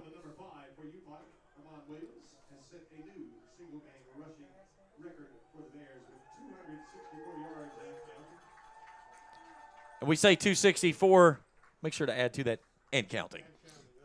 Yep, and counting. So down to the 30. We still got 8:43 to play here in a third. Rams showing blitz. Kirkland turns the sideline at 20 on the play clock. They're going to flip Royal Island and Brandon Newton out on the far side. Royal Island moves into the slot. Blitz coming. Kirkland stands in the pocket. Offense picks it up. Going for the home run ball to Kari Baker, and he can't get inside.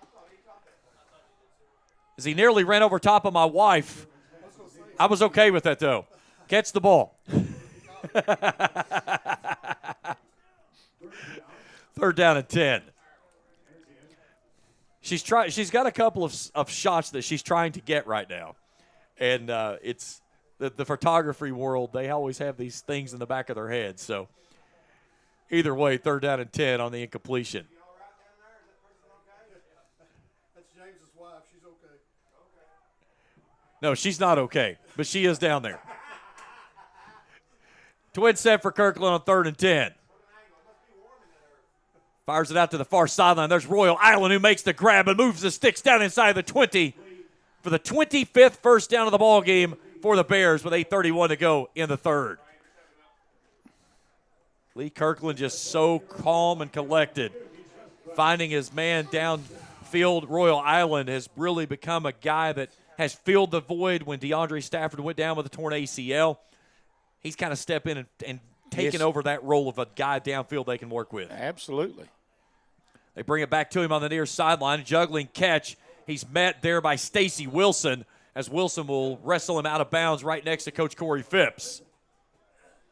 Wilson changing some pleasantries with Diego Soto. I'm sure they're getting ready to send each other some Christmas cards. Never heard anything on the backside from Diego Soto. He's never talked to anybody. No, huh? Never. Guy could talk to a stranger that doesn't have a word to say. Second down and 14 on the loss. They'll bring it back to Jordan Williams. Williams in the seam near side. He gets pinballed out of bounds. Nehemiah Carter had a first half interception of Kirkland as he gets down to the 19. So make it 3rd and 11 on the gain of 3. Inside of 8 to play.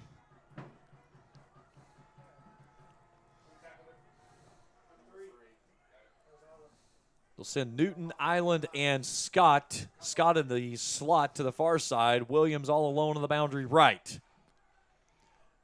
Kirkland checks the play, looks to the sideline. They'll reset at 8. Kirkland claps the hands, gives to Williams. Williams right up the gut, comes near sideline. He's hungry. He wants more. He's got 6. And counting it, we say, as Amon Williams, 3rd rushing touchdown of the night, 40-13. He's put on a show here this evening. The heck with Offensive Player of the Week. He's going to be putting his name in National Player of the Week. If no one knows who the word or the name of Amon Williams is, they're going to find out after this week. 283 on 24 totes tonight for the redshirt freshman out of Cumming, Georgia.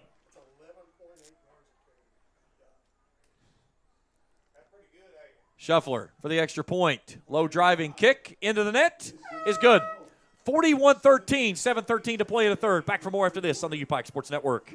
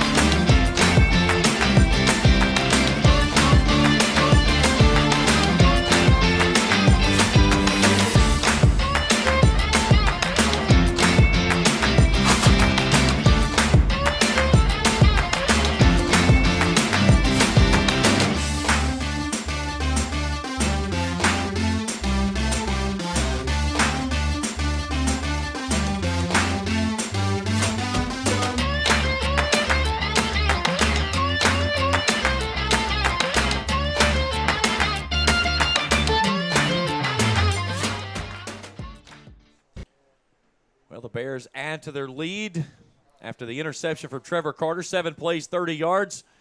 Amon Williams, 3rd rushing touchdown of the night. That one 19 yards, 41-13. The beatdown is on here at Hambly. And another nice job by the return team. A penalty marker flies in at the end at near the 20-yard line. And this should put the Rams behind the sticks even further to start this drive here, trailing 41-13. Charlie, coming into this game, we were talking about this. This is the 11th all-time meeting between these two teams. Average score, 40.6 to 27.8. UPIKE doing their end of the bargain. The 13 points, if it doesn't score any more, would be the fewest points Bluefield has ever scored in a game. That came back in that 32-13 loss in 2015.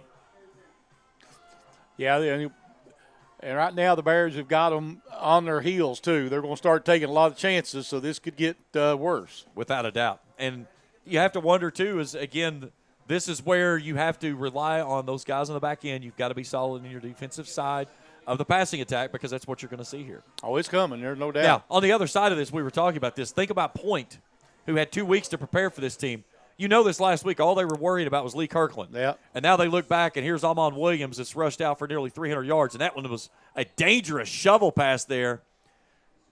That was nearly taken away as Brett Coleman was coming downhill, but the pass is complete.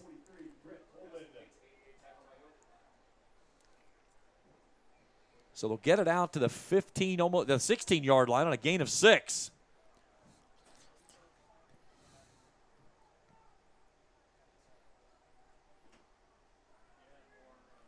Hurstich wants to throw on 2nd down, stands in the pocket, going down the middle, and this one's well over the head of Gio Burns. So 3rd down and 4.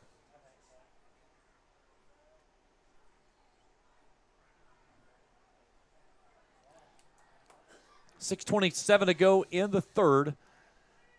It was a 6-6 ball game, and then the Bears came to life.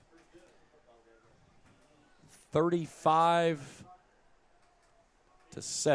They've outscored Bluefield since that point. That was the end of the first quarter.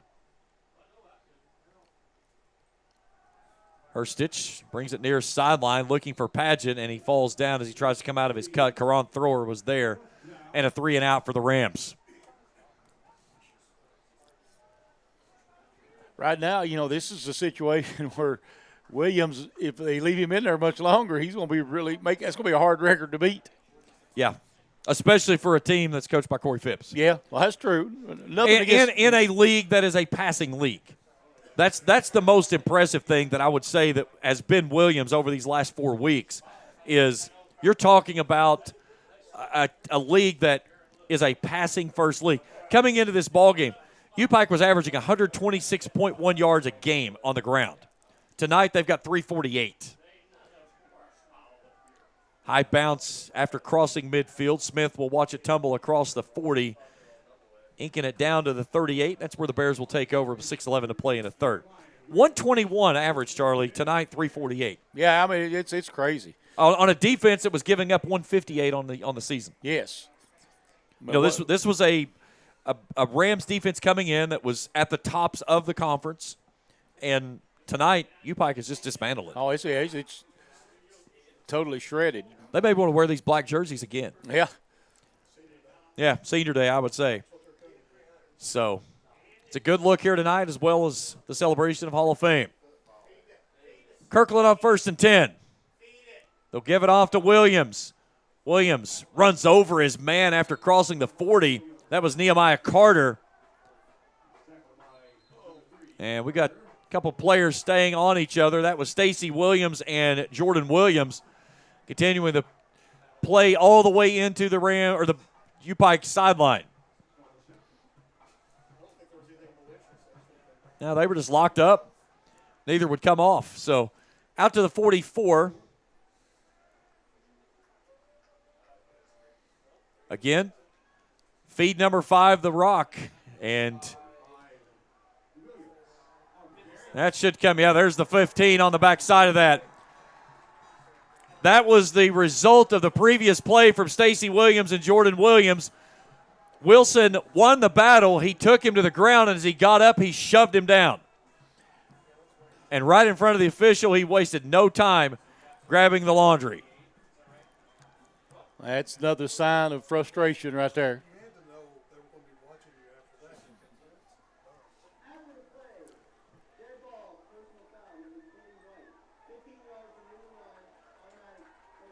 So 15 puts it across midfield, and another first down for the Bears, number 27 in the contest.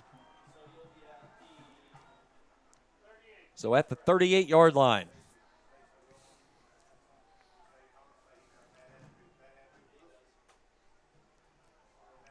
(41-13), all Bears in this one after a 6-6 first quarter. Kirkland gives it off to Williams. Williams with a dive right up the gut, slides across the 35 to the 34, and a gain of 4.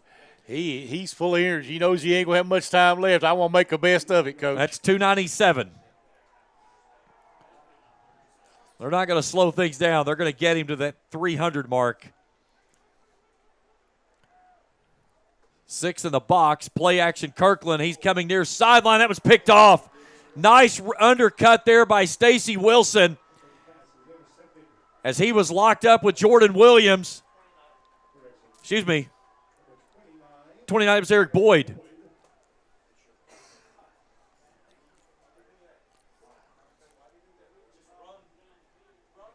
So Kirkland's second interception of the ball game. And Boyd did a good job there taking inside, had inside leverage, never letting Williams get back to the football. So the second turnover of the football game, Kirkland with his 8th interception of the season, gives Bluefield the football back at the 13.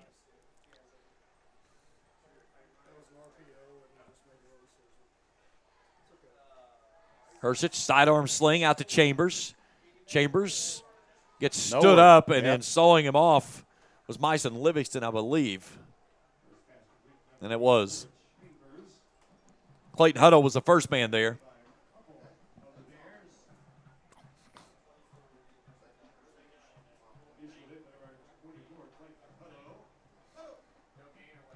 Inside of 5 to play. Loss of 1 on the play. Second down, 11.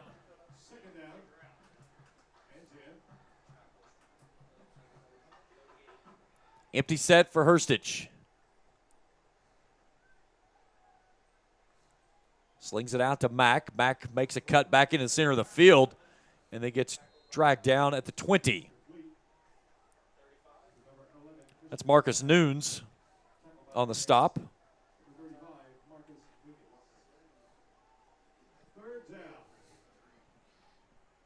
Kentucky-Auburn even at 10 after Kentucky had a 10-0 lead. That game nearing halftime down at Kroger Field. 3rd and 2. Herstich is going to take it himself. Comes right up the middle. Runs into Karan Thrower. After crossing the 30, he'll get out to the 33, but that'll move the sticks and another Bluefield first down. Bears getting a little lax right now.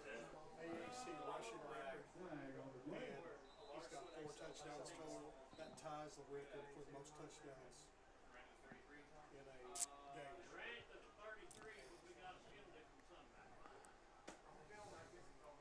So now let's check out their wide hat to see what the additional stoppage is.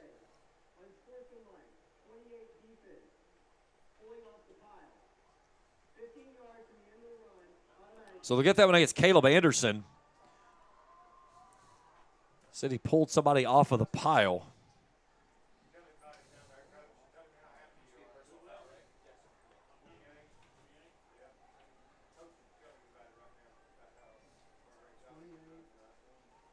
So take the football out to the 48-yard line and a fresh set of downs for the Rams, who trailed at 41-13 with 3:42 left to play here in the third. 3 receivers right, 1 left, the wide side of the field in a pistol look. Herstich swings it out. That's out to Tyron. Penalty marker flies, and that should be coming back after a short gain out to the 50. Nope, I believe it's going to be a face mask on the Bears. Okay.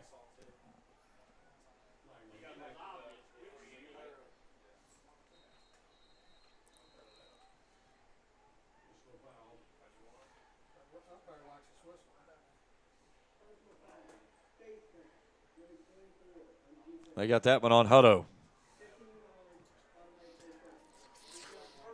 That was a good call. I saw that one. So you saw the pile there, and immediately the flag comes flying in, so you know it's one or the other. Well, you saw his head jerk too, Bill. So that was it. And Coach Corey Phipps is going to burn a timeout to settle his team down. 3:27 to go in the third. 41-13. We'll step out as well. We're back after this on the UPIKE Sports Network.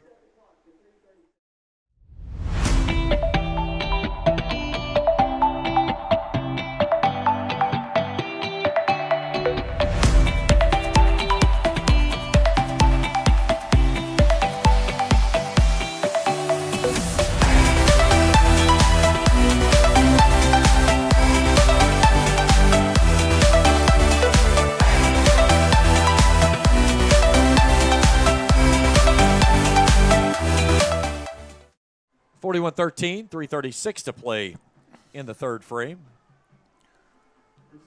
And after the penalty, it sets Bluefield up first down and 10 from the Bears' 35-yard line.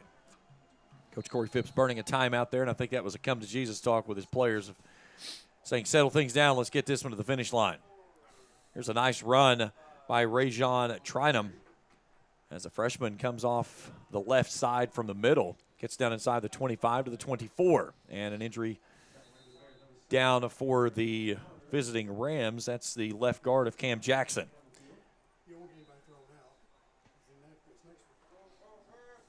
Again, Bears on the road next week. They go to Point. Point has won only 2 games this season, but both of those games have been conference games. Yeah, that's true.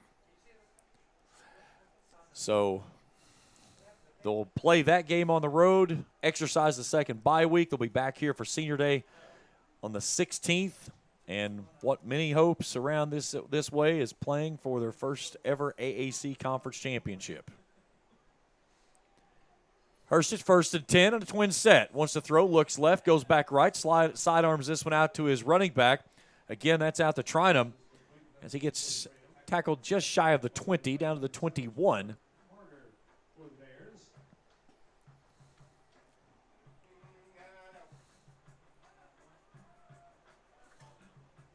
So put it down to the 21. That's a gain of 3, 2nd and 7.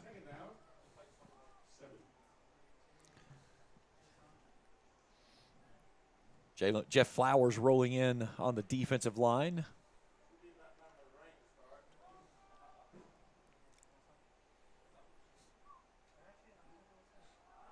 Handoff as I believe it was a new tailback there. Younger, number 5. Yeah. That was the one we were told before the game.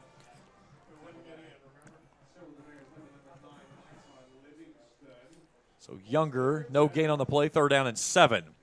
Bluefield 6 of 12 on 3rd down conversions tonight. Yeah, that game was 30-27 at halftime. KCU had a chance to kick a game-tying field goal in the 4th quarter and ice their own kicker, and they snap the ball over top the holder's head. Here's an out route on a nice catch there by Christian Mack. Well, they could have called that hold there since he had him in an arm bar.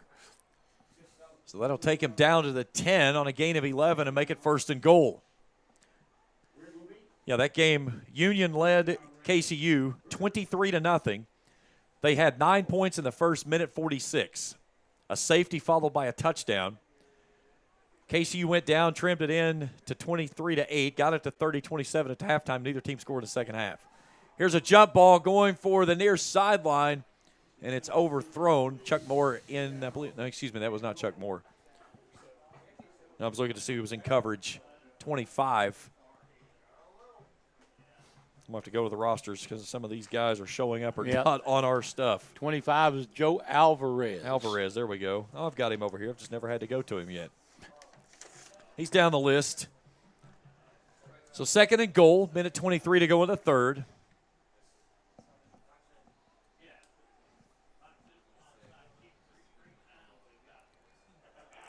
Two receivers right, a man in motion from right to left. That's Burns.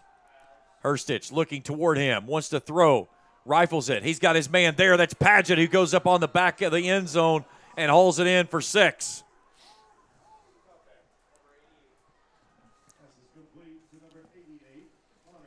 So Connor Paget hauls in the touchdown as Hurstich slings his 2nd of the night. A minute 16 to go in the 3rd, 41-19.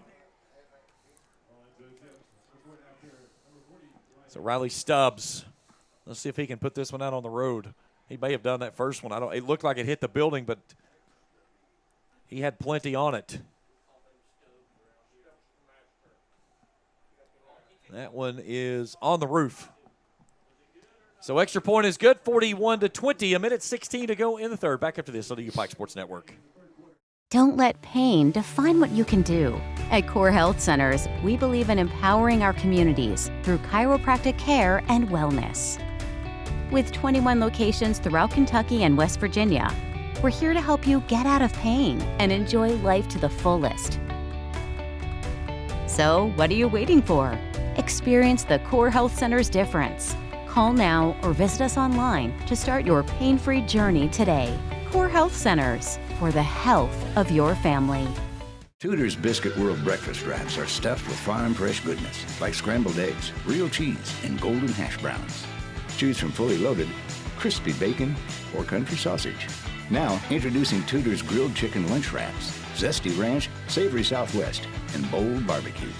All stuffed with tender grilled chicken, lettuce, and Colby Jack cheese. From morning to noon, Tudor's wraps make a delicious meal. Tudor's new grilled chicken wraps are only $4.99 at participating locations for a limited time. 10 plays, 87 yards, 3:56 off the clock as Bluefield cuts into the lead. It's 41-20. Yukari Baker from the 2. Up the near side seam. And then is pushed off his feet just shy of the 30. Yukari Baker's done a really good job tonight of the return game. He's made some questionable calls of whether to return it or not, but he still made both of those that he was questionable returns of turned out okay. Turned out okay, you're right. So a minute 9 remains here in the 3rd frame. It's been all Bears since the 2nd quarter after a 6-6 tie after the first 15. An interception for Kirkland on the last series. Amon Williams, 4 yards away from 300. Any bets who gets the football here? There's Mr. Williams trying to stretch it to the near side. That's a face mask they totally missed. Jordan Scott had his face mask locked up. No call comes. So they'll get him out to the 36-yard line. And that's the first ever 300-yard rushing game in school history. That also, he has already broken the rushing record for AAC. And still going. They feed it back to him again. Cuts it back in the middle. Right up the middle of the field. See you later, he's saying at the 30, 20. Taken off his feet at the 15. Stacy Williams saves 6. Amon Williams says, the heck with 300, I want 4. Wow. What a gashing run by Amon Williams. The hole's closed up on the right. He cuts it back to the left. And we're headed to 4th here at Hambly. 41-20. UPIKE rolling here at home. Amon Williams, 350 yards with 15 minutes to play. We return for the conclusion after this on the UPIKE Sports Network. But first, we'll head down to Morgan-Dixon if Coach comes down to do his interview. He's at least on this end of the field. And he's not going to make it. We'll step out. We're back after this on the UPIKE Sports Network.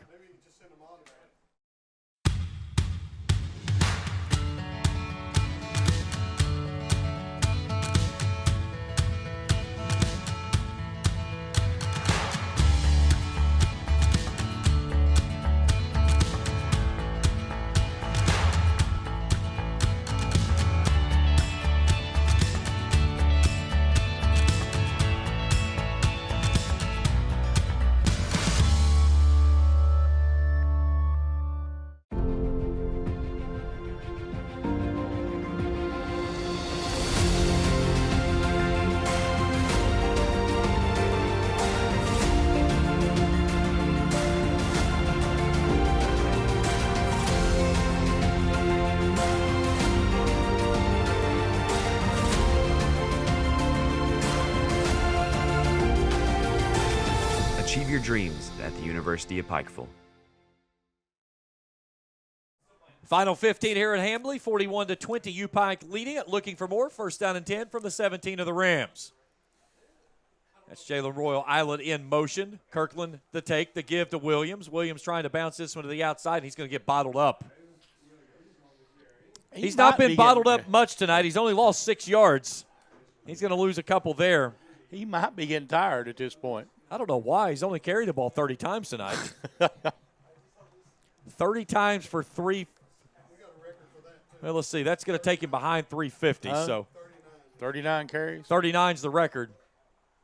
Kirkland wants to throw on second down. Pumps, going for it all. Coming near sideline. He's got a man there in the corner of the end zone. That was Brandon Newton. But it was well defended there by Stacy Wilson as it flies incomplete, brings up 3rd down and 11.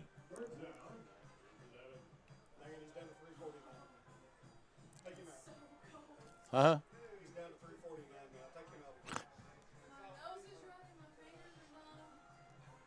So 30 carries tonight. He's lost a total of 7 yards altogether of those 30 carries. 349 and 3 touchdowns. Another touchdown will tie him for the AAC record for most rushing touchdowns in a game. They're going to give it to him again. Cuts it back inside from out. Down the seam, shy of the 10 to the 11. It's going to bring up 4th down. This will be only the second 4th down try tonight. The first one was back early in the ball game when they elected to go for a 4th down try instead of kicking a field goal to end the half. So 4th and 4. Kirkland got a man to move. It's a free 5. He'll go to the back of the end zone, and it's over his head looking for Diego Soto. But that should move the sticks and a fresh set of downs for the Bears, which would be number 29 on the night. How many times have we seen Lee Kirkland do those hand claps and get people to jump? Oh, I know. That's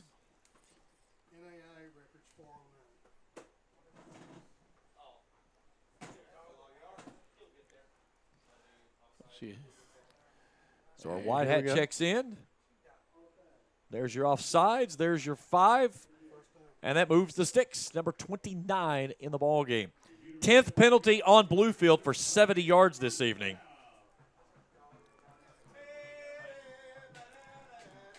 So now make it 1st and goal from the 8. I see about 3 doses of Mr. Williams right here probably. Royal Island in motion. Handoff Williams. Williams right up the gut. He's into the end zone for the 4th time of the night.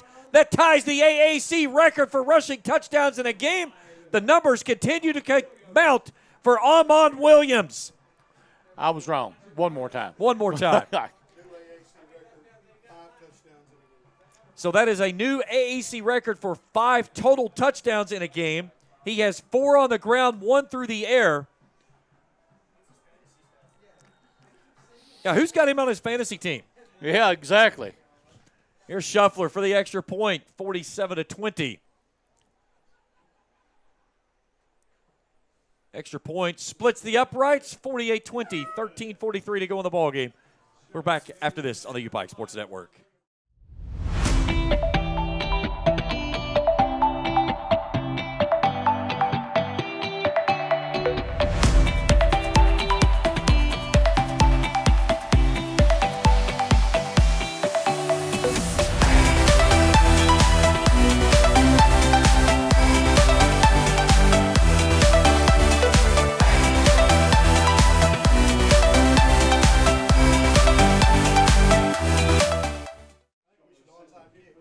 (48-20) as UPIKE goes 6 plays, 71 yards, 226. Amon Williams, 4th rushing touchdown of the night, an 8-yarder. He is now 36 yards for tying the NAIA rushing record, which is 409. The question is, do we see him anymore tonight? Shuffler hangs this one high, a short kick. It's going to be fielded at the 13. And then Trevor Carter meets the return man right off the far sideline at the seam and delivers a punishing blow.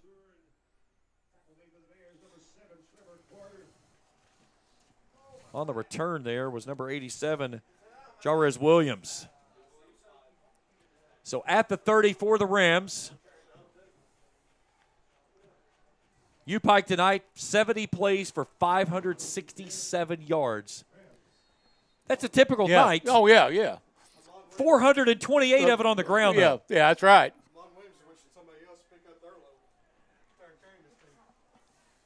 Hurstich on 1st down and 10. Looks right, slings right, has Christian Mack there.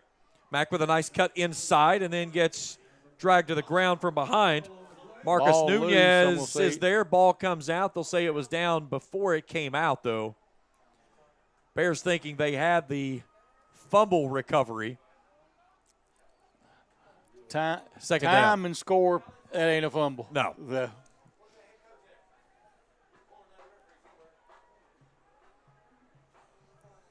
So out to the 33-yard line. A gain of 3, 2nd and 7. Stay tuned with us after the game. We'll check out the scoring stats of this. We'll talk with head coach Corey Phipps. Bears well on their way to moving to 4-0 in conference play, moving to an even 4-4 on the season after starting 0-4 on the year. Here's a nice run by Rayshawn Tranum. Hutto gets him from behind, but he'll get down inside the 40 to the 37. That's the way you flip the field.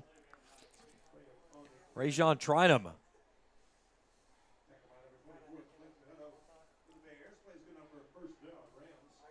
15th first down of the ball game for the Rams. Now 54 plays for 273 total yards of offense for them. Trips left, one right. Your wife hustling down the sideline down there. Oh, when she's in photography mode, she gets where she needs to go. Here's Gio Burns, makes a catch, gets down inside the 20.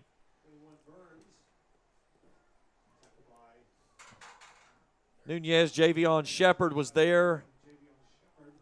Also, Joe Alvarez.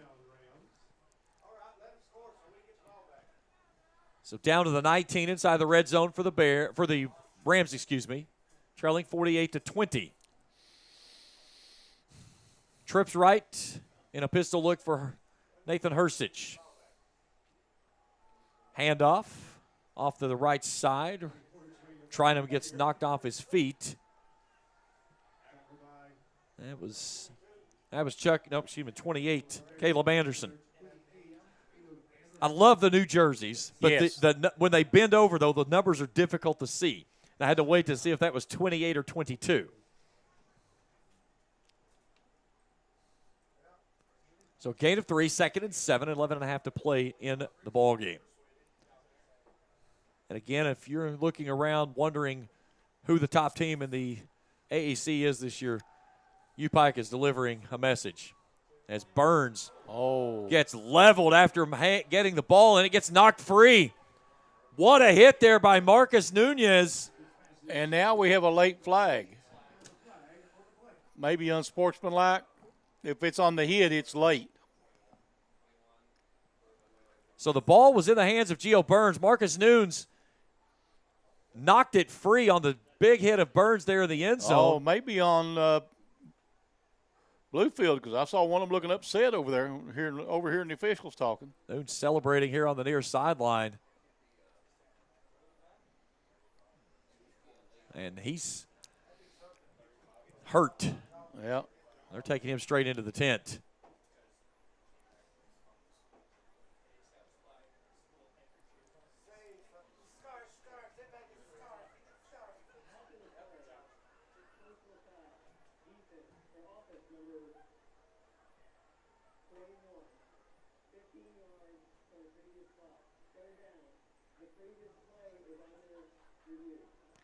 All right, so Dewey Lusk has thrown his challenge flag across the way, claiming that he feels like that it was a touchdown and that he survived down in the end zone before the play came on the big hit from Nunes on the back end. Now, I love Dewey. He's a great guy. I've talked to him several times in his duties at there when I was covering against his team. We've never seen it overturned in an AAC play. Nope. In replay. We have not seen one yet, so – Dewey in his 8th year here for the Bluefield Rams team, 38-43. Get him and Coach Phipps have a deep connection from Coach Phipps' start back in 2017 in Grayson out at KCU. Had an interesting conundrum one season out there. That was the year Cincinnati Christian folded up shop and shut everything down. So both teams had already played that season, and they were short a game. So they decided, hey, we'll play a home-and-home. So they played in Grayson. Then at the end of the year, KCU went up to Bluefield and played on a windy, cold night. Wow. There was maybe 20 people in the stands that evening. It was raining sideways. Oh, it was a crazy night. we've seen those. We played one at Prestonsburg one night, and about 5 minutes into the game, you couldn't read a number. Yes. Yeah, they get in between the hash marks, and it's just an off-road rally.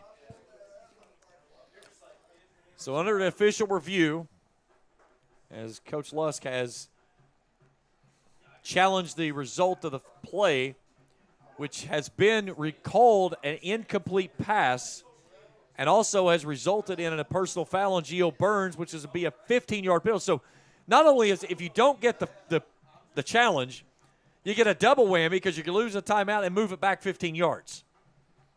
Yep, that's true. 48-20. It's been all UPIKE since the beginning of the second quarter when it was a 6-6 ball game. UPIKE scored on the opening possession, a pair of field goals by Bluefield. None bigger, though, than they had the football first down and goal after an interception that was nearly returned for a touchdown on the second play, or second series, I should say, for UPIKE. The defense held tall, forced a field goal, and then they've really dug in since. Yep, they have. All right, here comes our white hat. Let's see what we get. Do we have history?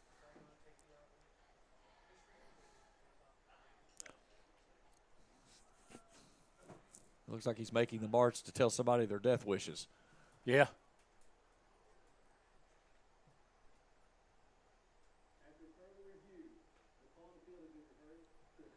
We have history. Our first ever challenge that has overturned. So the penalty still is enforced. It'll be on the kickoff, so they'll kick off from the 20. So the play stands. The touchdown is good, and it's 48-26.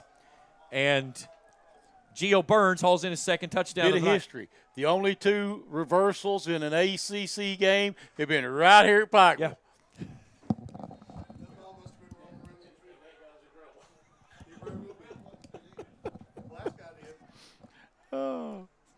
Here's Stubbs for the extra point. That was not coming back. 48-27. 11:15 to go in the ball game. We're back after this on the UPIKE Sports Network.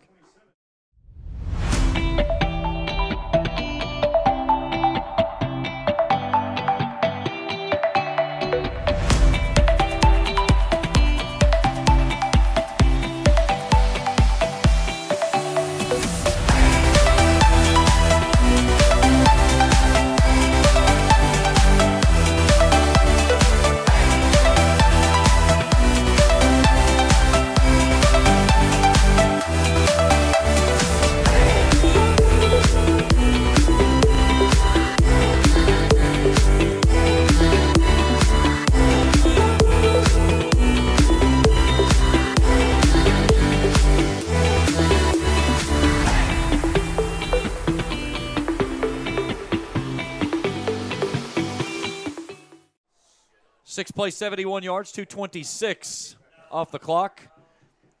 And it goes down as a 16-yard passing touchdown from Nathan Hurstich to Gio Burns. That's Hurstich's 3rd passing touchdown of the night. And that makes it 48-27. Kickoff will be at the 20-yard line. Hands team out there for certain, as they've got the 2 deep returners standing on their own 30s. That's Baker and Freeze. Stubbs will swing it away. High hanging kick. Baker will take it at his own 26. Following Freeze near sideline. Tries to cut back inside and dances out of bounds. Tried to slam on the brakes and they didn't hold. And here comes Mr. Williams. 37 yards away. That record's in very, very much in danger. Yeah, he's 46 away from the record, 37 away from 400. 46 would give him the record that would tie the 409 for the NAI record. They move a man in motion. They feed him the football. He slips right up the gut, is met in the hole by Alex Gutierrez. Quincy Robinson there also there. They're saying no gain? Yeah, they'll put him out to the 30 at a gain of 1 second and 9.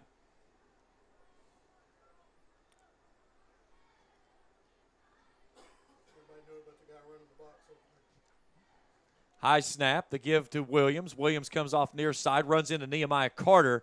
They'll give him forward progress out to the 41 on a gain of 3, 3rd down and 6.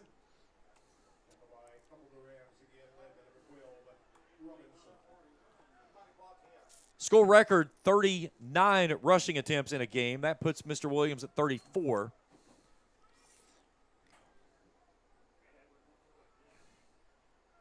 All kinds of fresh bodies rolling in off the sidelines. Yeah.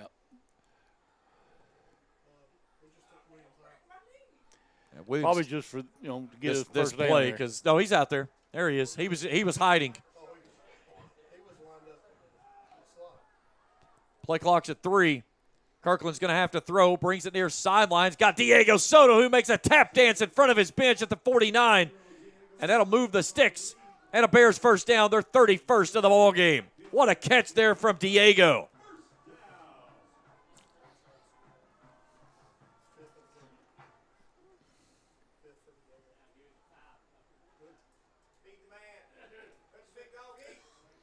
Tell you what. And here's the thing. I think if you're going to give it to Williams right here, you got to give it to him on a stretch play because they are loading the box inside. They know it's coming, yeah. 5 hats across the line. Williams moves to the left. They give it to him. He breaks it to the outside. Jump over top of a man at the 45 down near the 40. It's going to be a gain of 8 as they'll take him to the 41. They give him first down. Yeah, again, Yeah, 10. I was going to say, they moved the sticks, so. My mistake, it was. Thank you, Rick. It was on the other 49. Handoff Williams. Williams met in the backfield, slips free across the 40 to the 38, a gain of 3. They got to get him a crease. Run that little option again. Get him on the corner.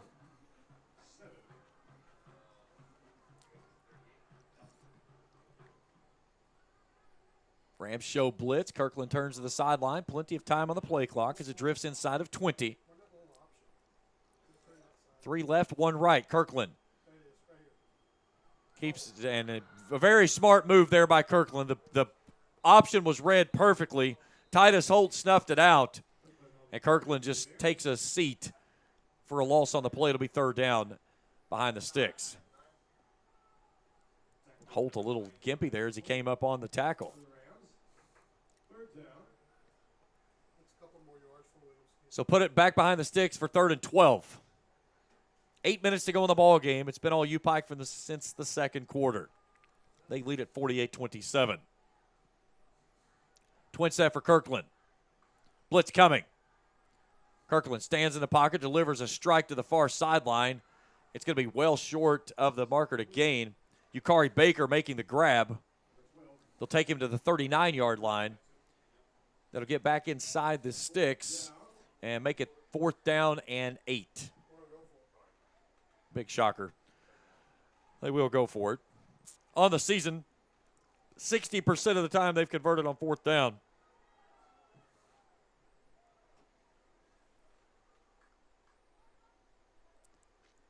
Bluefield loading the line with 2 guys on each end. Now they put 4 across the line. That'll back out with 3. That's Robinson. Here's Kirkland. Looking near sidelines. Got his man there. Brandon Newton, he dropped it. He was looking upfield trying to go forward, and he drops the pass from Lee Kirkland. And with 7:02 to go, a turnover on downs gives it back to Bluefield, trailing 48-27. Got to catch it before you run with it.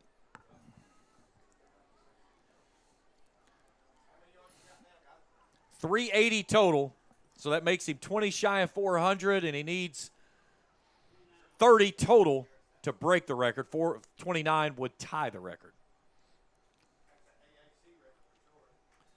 And we're talking about the NAI record. He's got the AAC record already well in hand.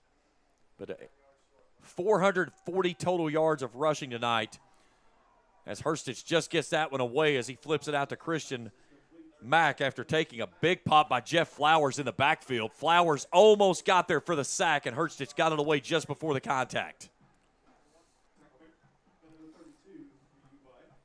Rick, I'm assuming this is the most rushing yards by this team in a game. 440. Hurstich going for a double pass. Coming near sideline, and it's broken up. Jordan Edwards was throwing toward Christian Mack. Clayton Hutto knocked it away. 3rd down and 5 on the incompletion. Bluefield trying a little trickery there.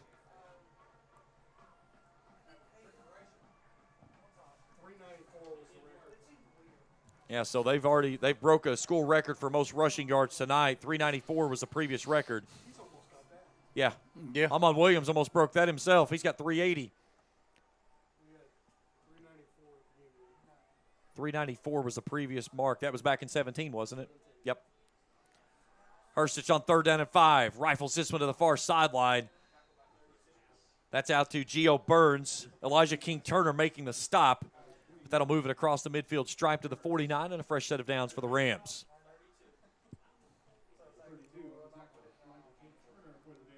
And again, as you move forward, Charlie, this is a game to where UPIKE understands everything that's right in front of it. Oh, yeah. You have to go to point and take care of business before you start thinking about closing things out here at home. Again, senior day on the 16th against St. Andrews. You've got a point team that's undefeated in conference as well, 2-0. They've had 2 full weeks to prepare for you. Obviously, you've shown a much different wrinkle here tonight with the way they've rushed the football. So, for point, they've got some homework still left to go. Yeah, it'll make it a lot harder for them now. Second down and 10 on the incompletion. Here's a handoff to the tailback.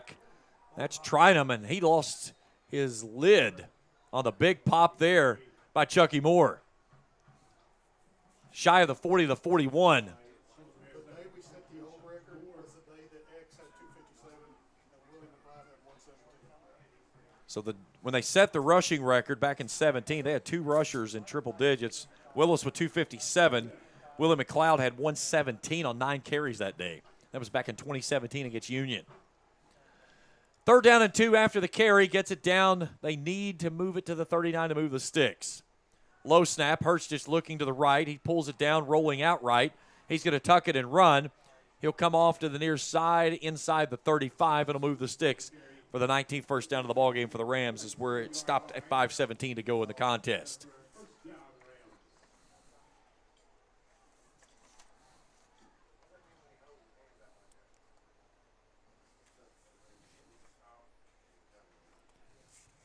So it's been a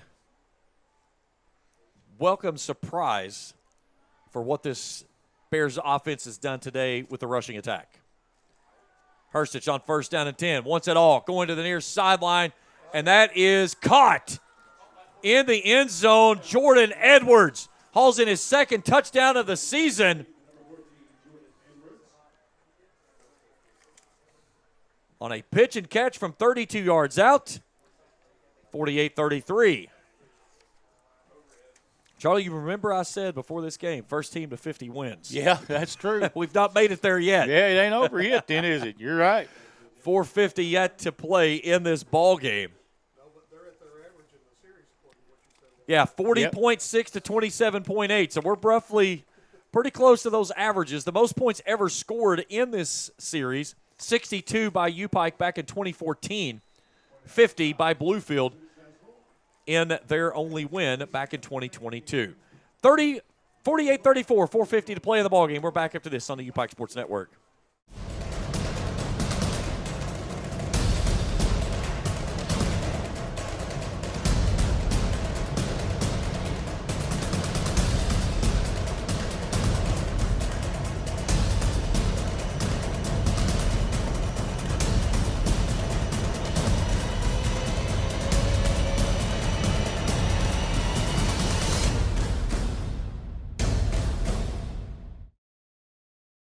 Seven plays, 61 yards to 12 off the clock.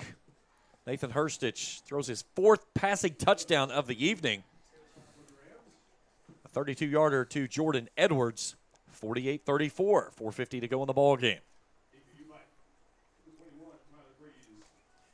So the hands team on the field again. 9 of the 11 return team members stacked within 8 yards of each other. Let's see if Stubbs elects to try to go with an onside kick or booms this one deep, trailing by 2 scores. And they will go with the onside kick. That ball is loose, fighting for it inside, and I think Bluefield had an opportunity. It's going to depend on where the pile turns up. Christian had it, but it was knocked away by Jared Hoke, number 43. Hoke comes up without the football, and the Bears will take possession. Tyrese Christensen had that football right in front of him, and it took one awkward bounce, and it nearly allowed Jared Hoke to get in there and recover it. But the Bears will pounce out it on their own 41-yard line with 4:47 left to play, leading by 14. Williams 3 carries away from tying the school record for the most in a game. He's 20 yards away from 400, 29 for tying the AAC record. They sling it out to Royal Island. Island makes the catch, cuts back inside. Nehemiah Carter meets him there and stands him up and then slings him to the ground. They'll give him forward progress to the 44 and a gain of 3.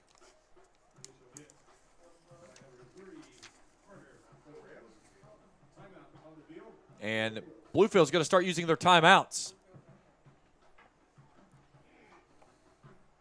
And again, Charlie, it's a game that has been overshadowed with a large lead and all the stuff that's been happening with Almon Williams, and all of a sudden Bluefield has quietly tiptoed itself right back into this contest. Yeah, you're right. I mean, you're a 14-point game now. And it may have been to the point to where people were saying, why is Williams still out there? Why is Williams still out there? Well, at this point, he's got to be out there. Yeah, You've got to find a way to milk out this clock and force Bluefield to use those timeouts and not go 2 and out or 3 and out here and give them a chance to cut this to a one-possession ball game. So 2nd and 7. Ball at the Bears 44. Handoff Williams. Williams sheds a tackle, cuts back inside off left guard, and gets out to the 48. A gain of 4 makes it 3rd down and 2. Excuse me, 3rd down and 3. My mistake on a gain of 4. So the second time out there by the Rams. They have 1 remaining. Bears need the Rams' 49-yard line to move the sticks. Big play right here for them. They put this one away if they can get a first down and keep moving that football because they're down to 1. I guess they still got 2 timeouts left. UPIKE does, yes. 1 left for Bluefield though. So. And again, if you can get this first down here, force Bluefield to go ahead and burn that other timeout, of course, you can get the ball pushed down really close to the 2-minute timeout.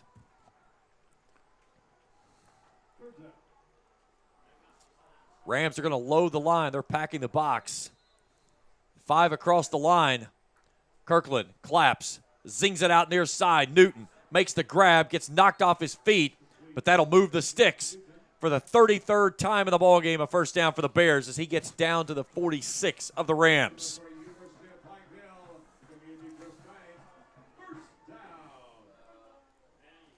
16 shy for Williams for 400.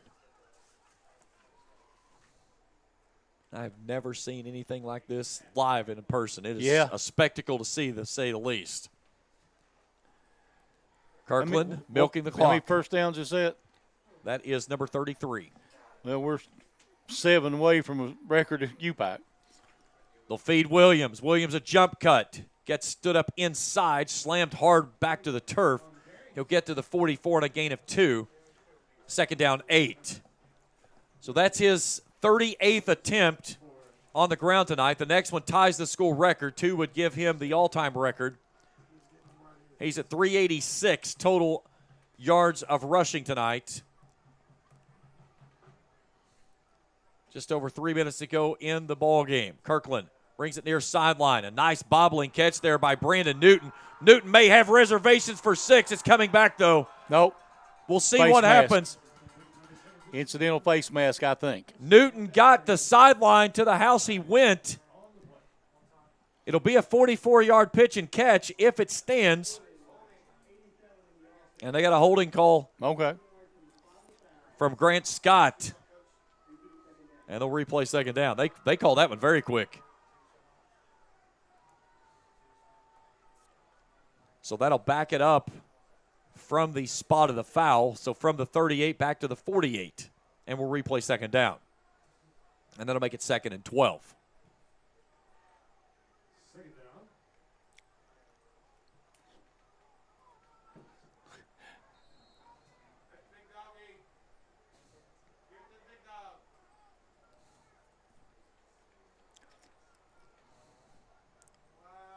Lee Kirkland's calling signs right now. He's doing the YMCA or something. Yeah.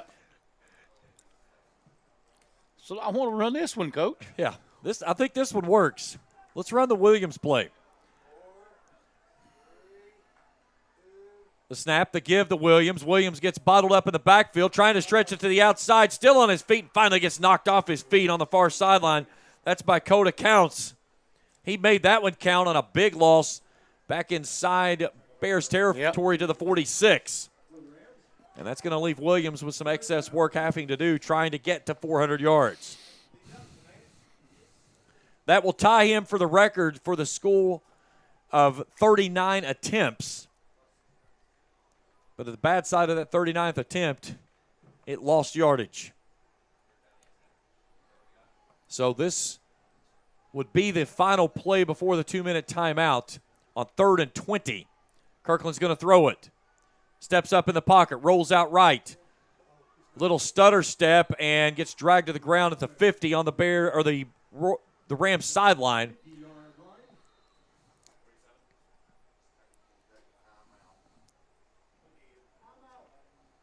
And Bluefield will burn their final timeout with 2:07 to go in the ball game.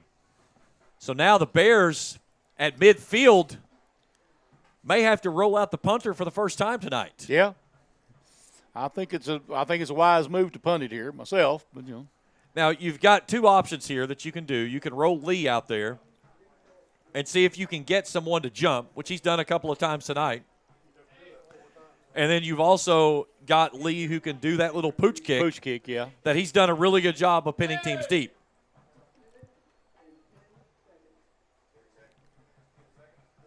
So they're going to put 3 seconds back on the clock, so make it 2:10 left to go in the ball game. It's 4th and 14 from midfield.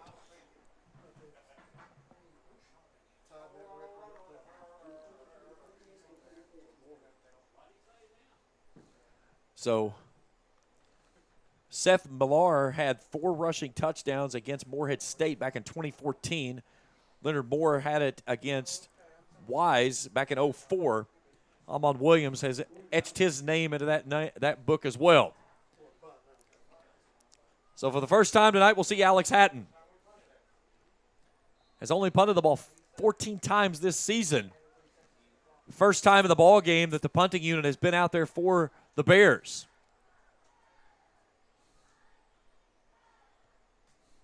A low kick. Tumbles across the 20 to the 19. Tries to get it down to the 18 as Tyler Freeze. And that's where they'll get it to.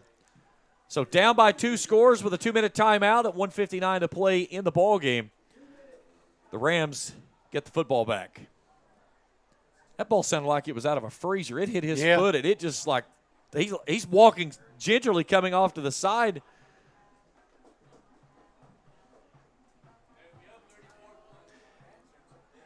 First cool evening they've had. I'd say that leather. It is a brisk night. Certainly feels like fall football. We've had some warm temperatures over the last month and a half or so, especially after we got that little bit of a brief down in the 30s, got a light frost one night, and then all of a sudden it went up in the high 80s, and it was like, what is this? So a welcome addition, I should say, here as we go to the final Saturday in October. All right, Herstich is going to work from the empty set. He did this at the end of the first half and was very efficient. 4 receivers left, 1 right. Pressure coming, slings it near sideline. A fingertip grab Jordan Edwards makes right at the 30. He'll get out of bounds. That'll stop the clock for them to move the sticks, and then they'll wind it for play. And there's the play, the game, the clock being wound up. So he did not get totally out of bounds. It looked like the official waved at first that he was out, but then they wound it. Sidearm sling near sideline off the fingertips of Mack. Trevor Carter was almost ready to step in there and put the nail in the coffin. He's already had 1 tip drill interception tonight. 2nd down and 10, 1:43 to go. Rams out of timeouts. So the only stoppages they can get is they get out of bounds or a ball that's a first down that stops long enough for them to spot the markers. Herstich steps up in the pocket. He's caught from behind, and he's going down. That's Myson Livingston. And a flag. And a penalty marker flies on the back side of it. Also there was Landon Rowe, the nose tackle. What's the laundry for at the end?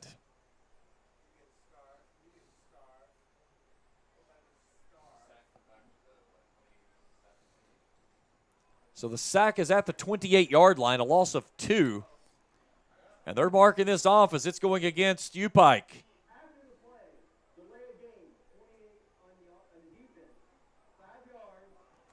So they'll get a delay of game against Caleb Anderson. Because he laid on the ground?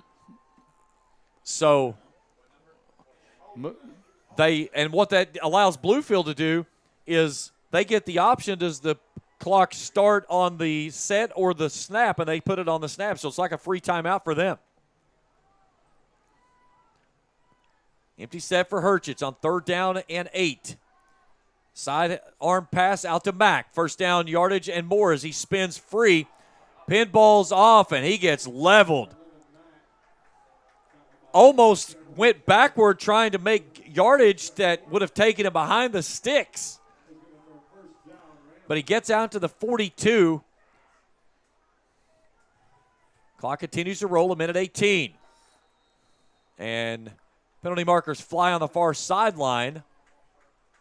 That typically results in a false start. This will be the 12th flag against Bluefield tonight as they'll back it up 5. 89 yards, 10 against UPIKE for 100. So they get that one on Christian Mack, the sophomore out of South Boston, Virginia. So now because it was against Bluefield, UPIKE gets to elect how the clock starts, and they'll start it on his signal to play.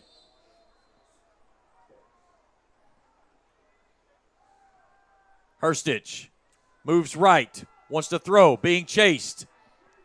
And he gets dragged down on the near sideline. That's Caleb Anderson, the freshman out of Thomasville, Georgia, who gets home for the stop. He stays in bounds. Clock continues to roll. We're inside of a minute.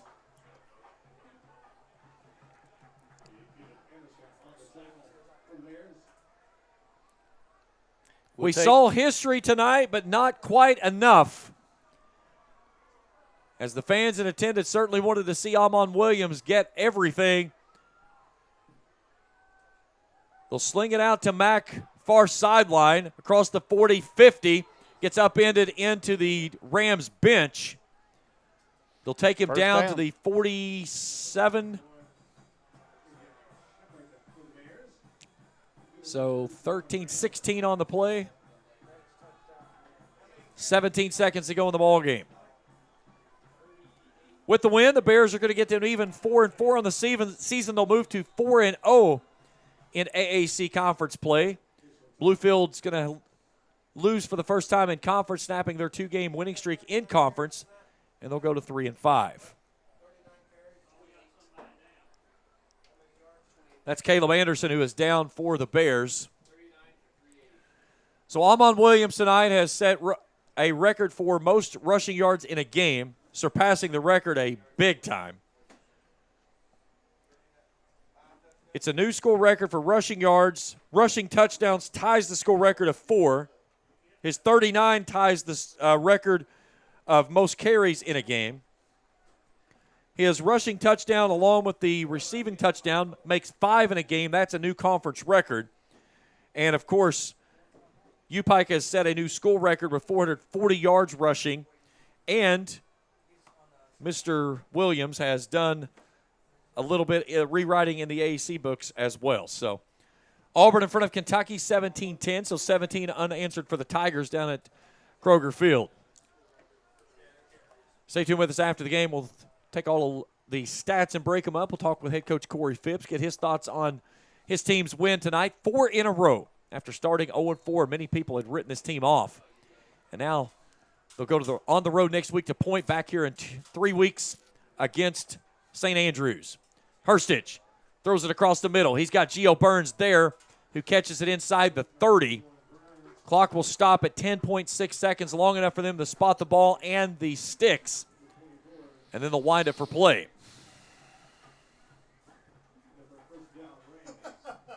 Myson Livingston does a little hopscotch there. That was nice. I thought he was going to leap over top of him. Instead, he goes between the right guard and right tackle, a little hop, skip, and a jump, if you will.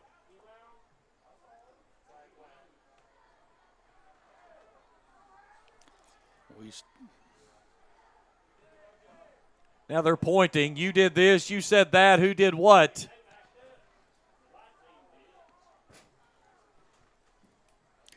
Now what? So we are now the only undefeated team in the conference. So this will be the final play, barring a defensive penalty.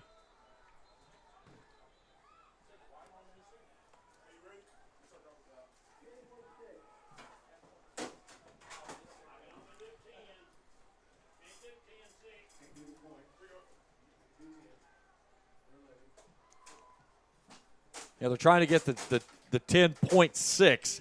Closest they're going to get to 10. They're going to have to live with it here tonight. Sorry, guys. Like it's going to matter. Yeah. So 10 seconds to go. Now they'll roll it. Well, they told us we're not supposed to have the point on there anyway. And that one's picked off. Clayton Hutto takes it away. Clayton Hutto jumps the route, gets the second interception of Hurstich tonight. That's Hutto's second interception of the season.